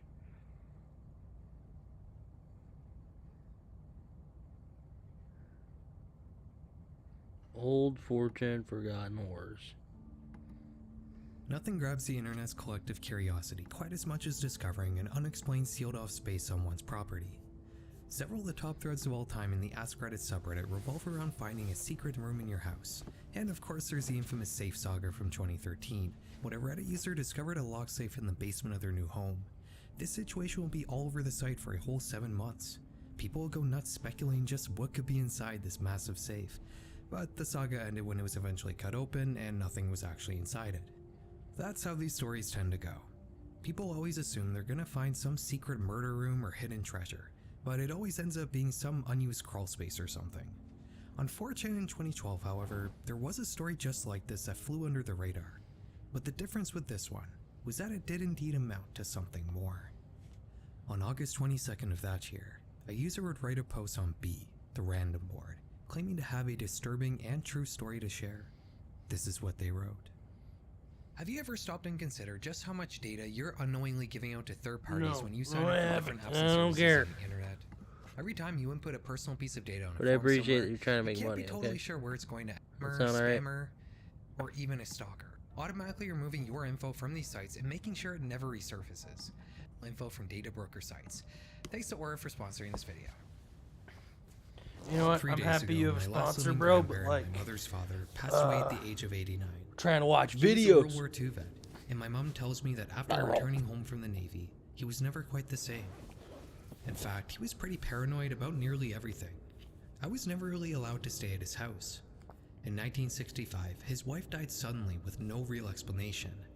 My mother tells me that my grandfather became extremely fearful of a nuclear war with the communists, and that he started to dig a Nuclear bomb war shelter with out the of rocky communists. limestone on his land. I had never saw the shelter until today, when my family is going through my grandfather's belongings. This is the entrance. I had only ever asked my grandfather about his hand-dug cave one time in my life, which was when I was about 16 or so when we got together for Christmas. He didn't really seem to want to talk about it. He just told me to not ever go there. This picture is a view back towards the door after you go down some steps past the entrance. I hadn't thought about the shelter since then until today, when my mother asked me to go and check it out to see if I could find anything worth putting into the estate sale. To be honest, I was pretty excited. I thought maybe I'd find old gas masks, non-perishable food items from the 60s, and maybe even some forms of entertainment that he had planned to use to keep the family busy in the event of an attack. This picture is the first hallway, which curves off to the right at the end. The first thing I found was this rudimentary toilet. Of course, time wasn't kind to it, so there wasn't much left. I just snapped a picture of it and kept going. Although I did have to admire the work that had to have gone into chipping away at the rock, one heave at a time. Further down the hallway, I came to nothing more than a bunch of old rusted garbage on the floor. I instantly felt my heart sink, because I had such high hopes for what this exploration might yield. It was beginning to look like my grandfather had just given up at some point on his dream of crafting a shelter. But you'll notice that in the previous picture, the hallway curves off to the left. I was expecting to hit a flat wall of rock, but instead, I found a huge iron door that was padlocked shut. Fortunately for me, it had become rusted to all hell, so I was actually able to just pick up a decent sized rock off the floor and hit the padlock until it busted the entire loop that it went through. Opening the door was another story though. It was extremely heavy and had become rusted shut over the years. I found a shovel back in the garbage heap, used all my strength, and was eventually able to force it open. Albion Online is a sandbox MMORPG in which you write your own story instead of following a laid out path. The only thing back here was a hallway that abruptly ended where he had stopped digging, and a doorway off to the right. Going through it led to this room that looked more like a cavern than a bomb shelter. As I looked around, I noticed this carving of a cross in the stone. At first I thought, oh, no big deal, maybe he just came back here to pray or something. But that's when I noticed there were more carvings. Suddenly, I see this face carved in the rock. There were faces everywhere. Seriously, it was as though there were a bunch of ghostly faces staring you down in that room. Here's another example.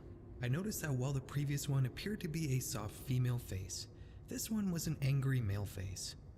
There were really quite a few of them, probably 6 or 7. They were all carved into the walls, as if they were facing that cross carving and worshipping it or something. And then I saw this one. Unlike every other carving in that room, which were all faces, this one was clearly meant to be a skull. It seemed so out of place.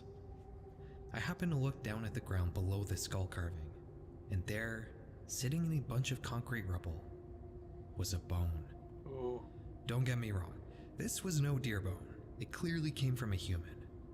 My heart was pounding out of my chest. As I started to look more closely, I saw more bones coming out of the concrete, as though human remains had been dumped in a batch of quick dry cement or something. Then, I could have sworn I heard a quiet laugh from the corner of that room. That's when I bolted. I ran out of that room like the devil was chasing me. I ran all the way out of the shelter, all the way back to the house. Anons in the thread would speculate just what the purpose of this real-life dungeon may be, and one user came up with a pretty good theory. You see, one thing I left out here was the word that Opie's grandfather used to refer to a shelter. Opie couldn't make out exactly what it was. To him, it sounded like his grandpa was saying, Asuer. Anon's theory was that the word OP was likely looking for was ossuary, a site made to serve as a final resting place for skeletal remains. One famous example you've likely heard of would be the Paris catacombs. By the way, before you ask, this is an actual sculpture that exists in the catacombs. It's called the Passer-Through Walls. If Opie's grandpa was mentally unwell, it's not terribly far-fetched to assume that this was intended to be some sort of tomb for his loved ones, just a very unusual one. Shortly after posting it, the picture of the bone would be unexplainably removed from the thread, and before the OP could return to continue the story, the entire post would be mysteriously deleted. It would never get properly archived. The only proof that it even exists in the first place is this single screenshot, which would be passed around the following years on various platforms. This thread is not a unique case. Over the years, one of the primary drivers of the more esoteric side of internet culture has been 4chan screenshots. I'm sure you're no doubt familiar with some of the more famous stories to come from these visual archives, like Lavender Town Syndrome, Ben Drowned, or Herobrine. Even the SCP Foundation was a concept birthed on 4chan all the way back in 2007. When the story presented resonates enough, screenshots of it will begin floating around other threads, eventually finding their way onto Reddit, where a big YouTuber will find it and make a video about it, at which point the story will be forever cemented as part of the general internet horror lore. But while this pipeline's run its course many times throughout the years, not every 4chan screenshot makes it all the way. More often than not, a lot of these stories never make it far outside the image board, only ever being passed around different creepypasta or internet mystery threads throughout the years. Yo, John, what is good, bro? Good to see somebody in here. Good to see you, John. I see your text right there. What is good, bro? Watching some crazy shit on here, you know, just enjoying the night right now. It's very good. If you have anything you want me to watch on YouTube, bro, drop it in the chat below. I'll pop it in. Nowadays, the board is more focused on esoterica and magic than anything else, so I wanted to bring back a taste of what I remember from this bygone era of 4chan. I read through literally thousands of posts to make this video, and while I'm sure some of these topics were likely covered by other YouTubers before, I am certain that a good amount of the stuff we're going to go over today hasn't been talked about before on YouTube. So, without any further ado, let's get back into it. In 1998,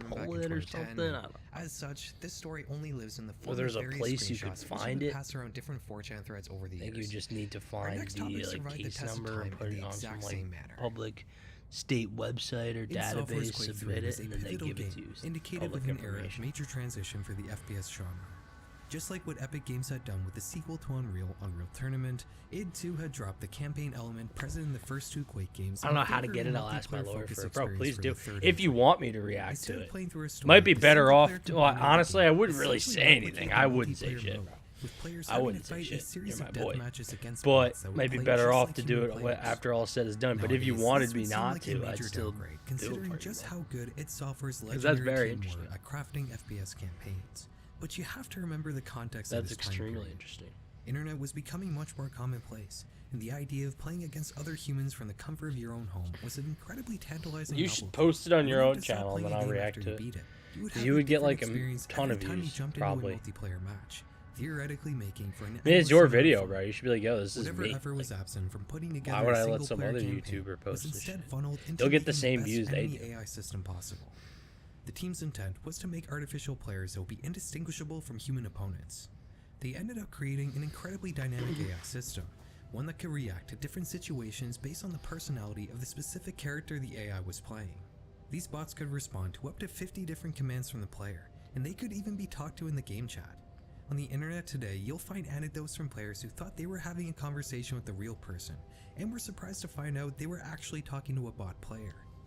To this day, Quake 3 remains a huge milestone in the quality of enemy AI, one that even many modern games fails to achieve. There have been multiple papers and studies revolving around Quake 3 bots, but in 4chan in 2011, there was a much less formal and much more Dubs though, unsettling John. look Appreciate into the you pulling up. possibilities of this AI Big system. W's. Appreciate In that. September heavy. that year, an Anon would start a thread detailing some of the things I've already told you about Quake 3's AI system. They then go on to outline an experiment they set up. It involved running a server with only bot players to see how they would fight each other when there's no human involved. This isn't exactly an original idea. I'm sure we've all watched at least a couple bot matches play out in Super Smash Bros. Or something. The difference with this experiment, though, was that after OP had set it up, he forgot to shut it down, and it ran. Have you ever wanted to Bro, see your these home ads, from space? bro.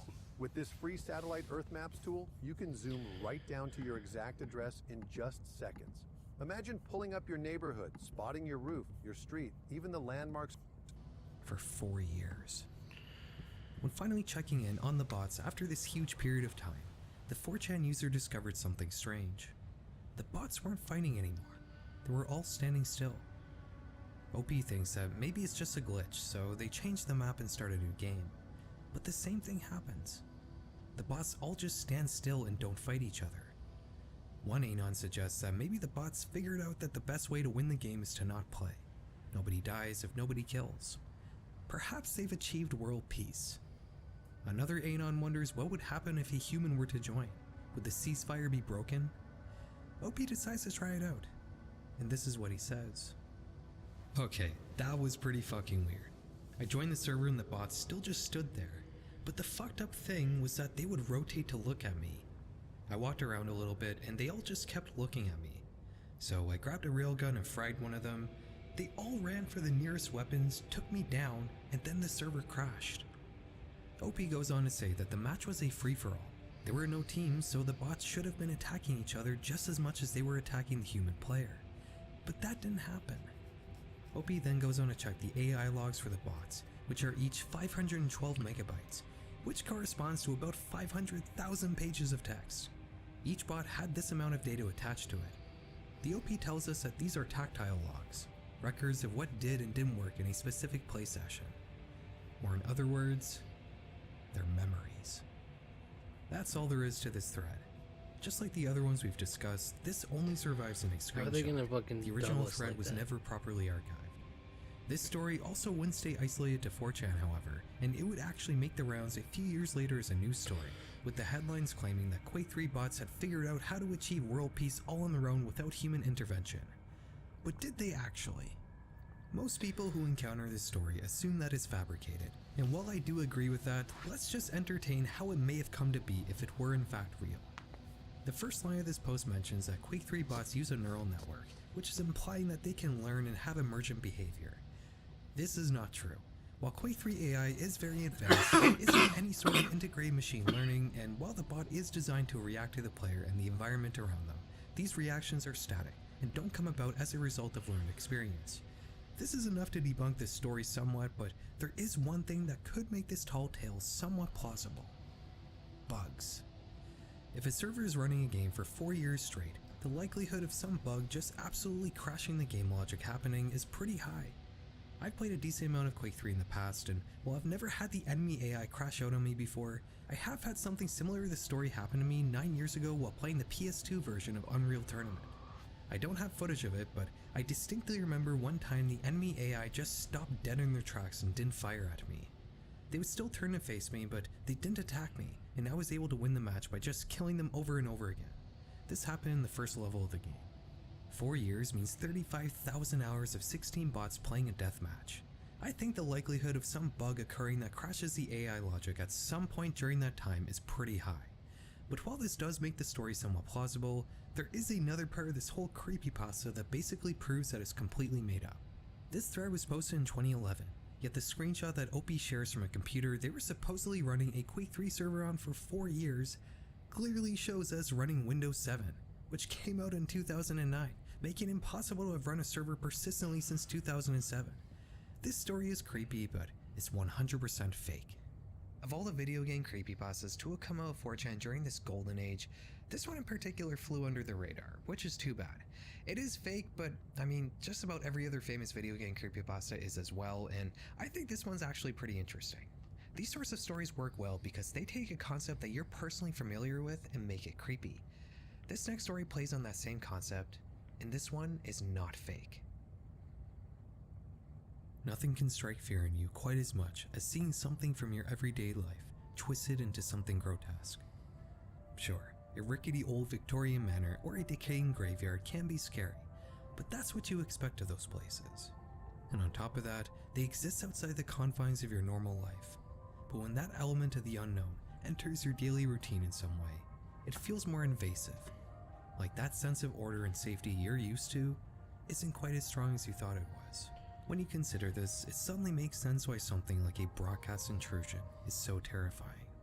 It's like an invader worming their way into your comfortable, orderly routine and breaking it in some manner.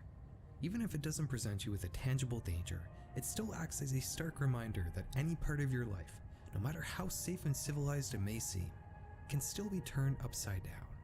As such, we're very used to hearing about famous cases like the Max Headroom incident or Captain Midnight. But over the years, there have been many smaller occurrences that haven't received nearly as much attention. Some broadcast interruptions are only even remembered at all because one person just so happened to be recording their TV or radio when it happened, with no other documentation existing. In 2013, on 4chan's Xboard, a user would make a post outlining one such case. The OP states that in 1995, when they were 15, they used to stay up late listening to their radio, occasionally recording interesting segments on his integrated cassette recorder. During one such recording session, the audio abruptly changed to something disturbing. All of it was captured, but the traumatized OP stuck the tape in a desk drawer and vowed to never share it with anyone. I guess they changed their mind. Here's what was on the tape.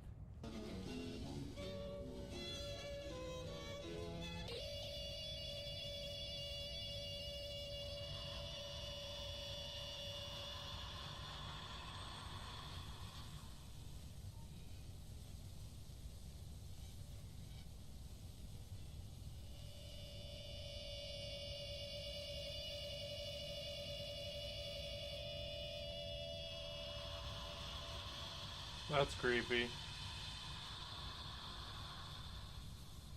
The screeching and breathing keeps sporadically repeating, interspliced with the occasional inhuman-sounding moan. This keeps going until 2 minutes and 30 seconds in, when a frenzied but monotone voice starts speaking very quickly.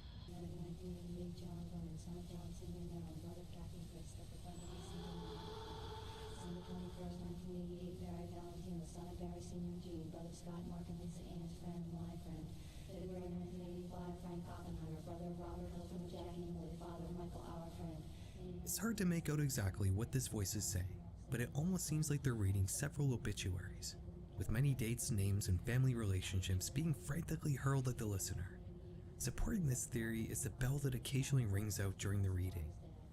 August 22nd, 1985, Irene Miguel Tutulio, sister Millie Margaret D'Antoni, Ida Dominic Nair, Scat Elvira and Joe, wife of William, mother Mary and grandmother. This resembles a death bell, a form of handbell used in the UK up until the Victorian era. A bell ringer would pass through the streets announcing the name of the deceased and ringing the bell. In medieval times, dead bells were used to repel evil spirits away from funerals. December 21st, 1958, Barry Valentino, son of Barry Singer and Judy, brother Scott, Mark and Lisa, Ann's friend. The mumblings eventually devolve into incomprehensible whispering, which cuts off after a minute and a half. The radio host then announces that the following program has been delayed.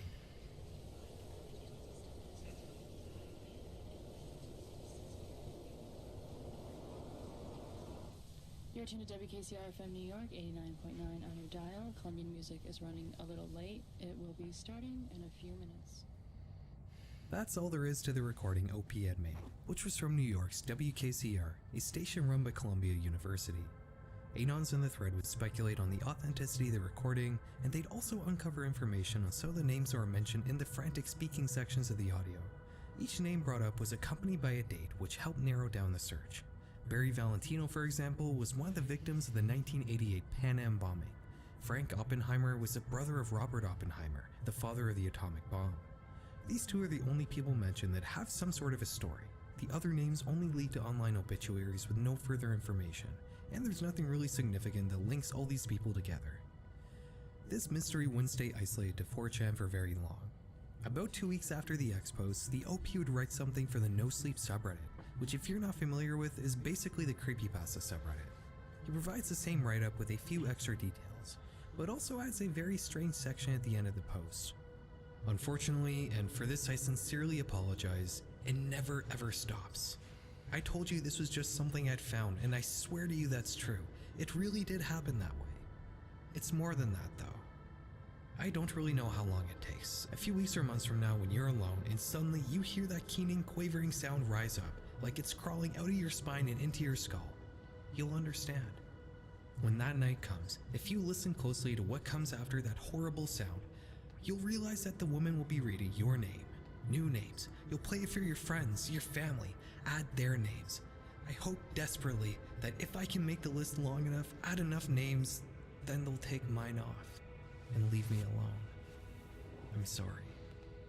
You might be thinking that this is obviously just a creepypasta at this point, and you're not entirely wrong.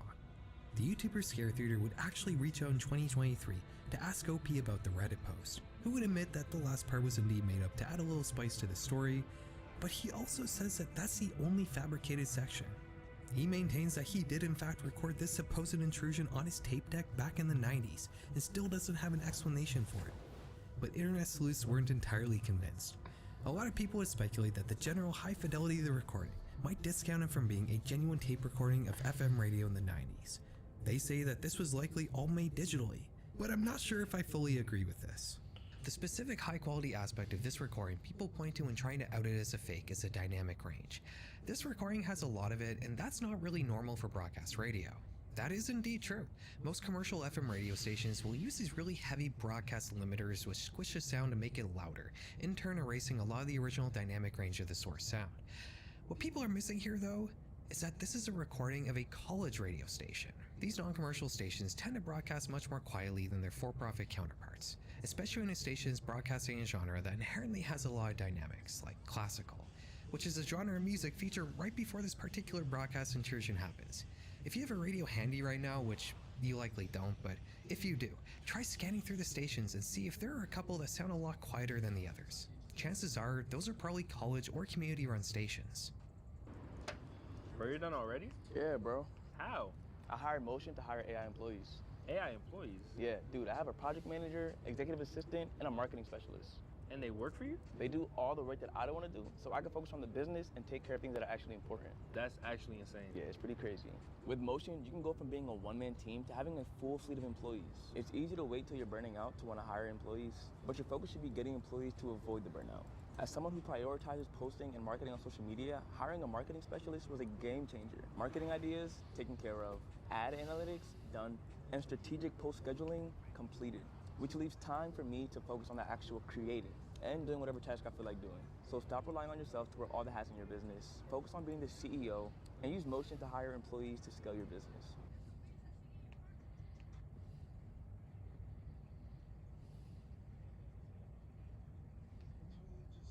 Another part people are missing here is the sound of the cassette tape. I've personally used cassette tapes a lot in the production of my own music, and I'm pretty familiar with how they sound, and this whole recording has a very consistent cassette tape sound. There's a clear, very tape-sounding noise floor audible throughout the whole video, and it has a very consistent quality loss as well. That's not to say this wasn't just faked using actual cassette tapes, which is entirely possible, but saying it was for sure created digitally is not something I personally agree with. My theory is that this supposed intrusion was likely just something made by the students who were broadcasting at the time. College radio can get really wacky, and this definitely wouldn't be the strangest thing put on the airwaves by teenagers. If you tune into your local college radio in the middle of the night, you'll see what I mean. We've touched on a few big topics so far, but there is one thing that we've been neglecting. Creepypastas, but it's not what you think. You see, creepypastas nowadays might refer to these sprawling, long fictional stories, but there was a time when a creepypasta just referred to a disturbing blurb of text and or image that you would copy and paste between threads, and they were often very short and designed to be consumed quickly. You're not going to sit on a 4chan thread for 2 hours to read the entirety of Baraska. While the modern creepypasta is always fictional, the older variant often reflected supposedly true events.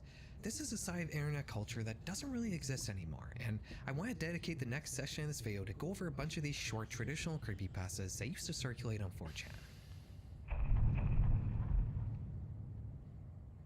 Charlie Noonan was an amateur folklorist who traveled throughout the South and Southwestern United States during the early years of the 20th century, collecting tall tales and stories of the supernatural.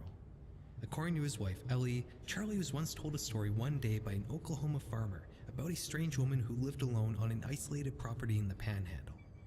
The farmer claimed that the woman was not a woman at all, but something else.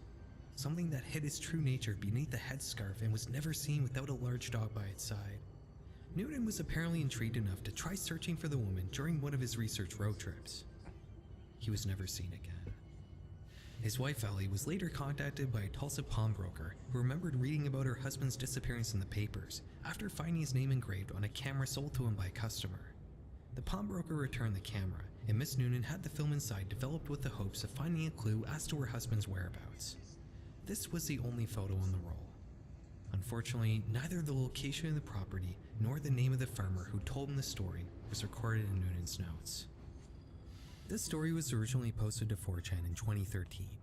The idea of one of these old-timey folklorists meeting their end at the hands of some entity squirreled away in some isolated pocket of rural America is quite interesting, but this story is completely fake. According to this blogger who did some digging into the creepypasta back in 2014, this photo is actually a substantially doctored version of a picture posted to a 2009 blog.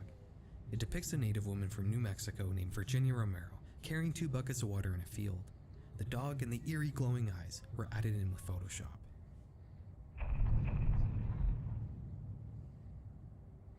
In 1999, my family visited Disneyland, where we happily rode the Small World ride. I was 12 at the time and my sister was 6. We loved every moment and our parents smiled with nostalgia. At one point near the end, some of the lights suddenly shut off and emergency lights illuminated the ceiling. The moving display parts shut off and crew members wearing red overalls walked along them to help passengers in the boat onto the stages and direct them out of the building via emergency exits. A voice came over the loudspeakers. Disneyland thanks you for your visit. Please evacuate the attraction in an orderly fashion. Keep looking forward and follow the directions of staff. Thank you. The staff wouldn't tell us much as they quickly ushered us out of the building. Ambulances were outside and a police car was parked in the main walkway. At the time, my mother still had her camera out and snapped a few photos of the crewmen and close-ups of the mechanical children now frozen around the ride. This was the last photo on the reel, aimed at the ceiling of the attraction. This creepypasta comes from a screenshot that dates back to 2011. The accompanying photo shows what appears to be one of the mechanical children from the ride floating in the middle of the air. It's admittedly a little unnerving, but this too is a fabricated story. The photo in this creepypasta is actually a screenshot from a YouTube video depicting what it's like to ride a knockoff version of the Small World ride in a Chinese theme park. I'm not too sure why the animatronic is suspended near the ceiling, but within the context of this video, it obviously isn't meant to be disturbing.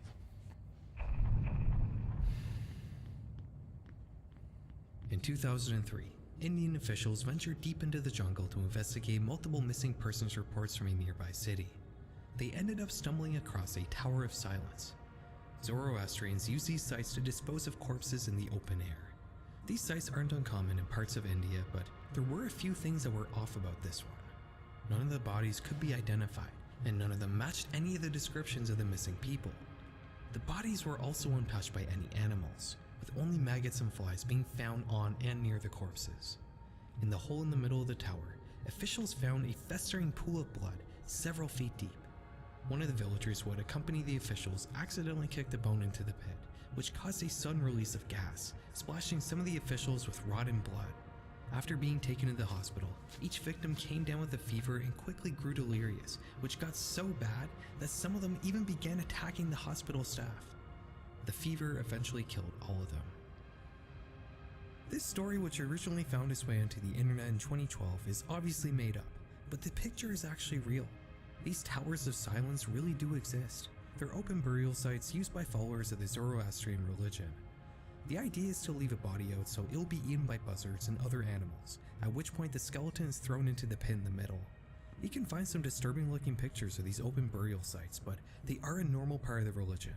The idea is to keep the environment, which is a sacred part of the belief system, free from the contamination of a festering dead body.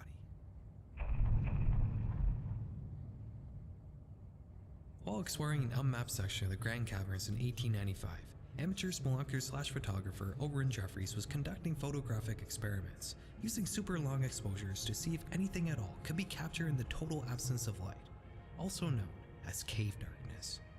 He would situate himself on level ground, extinguish his lantern, and then open the lens of his homemade box camera for as long as he could stand the darkness.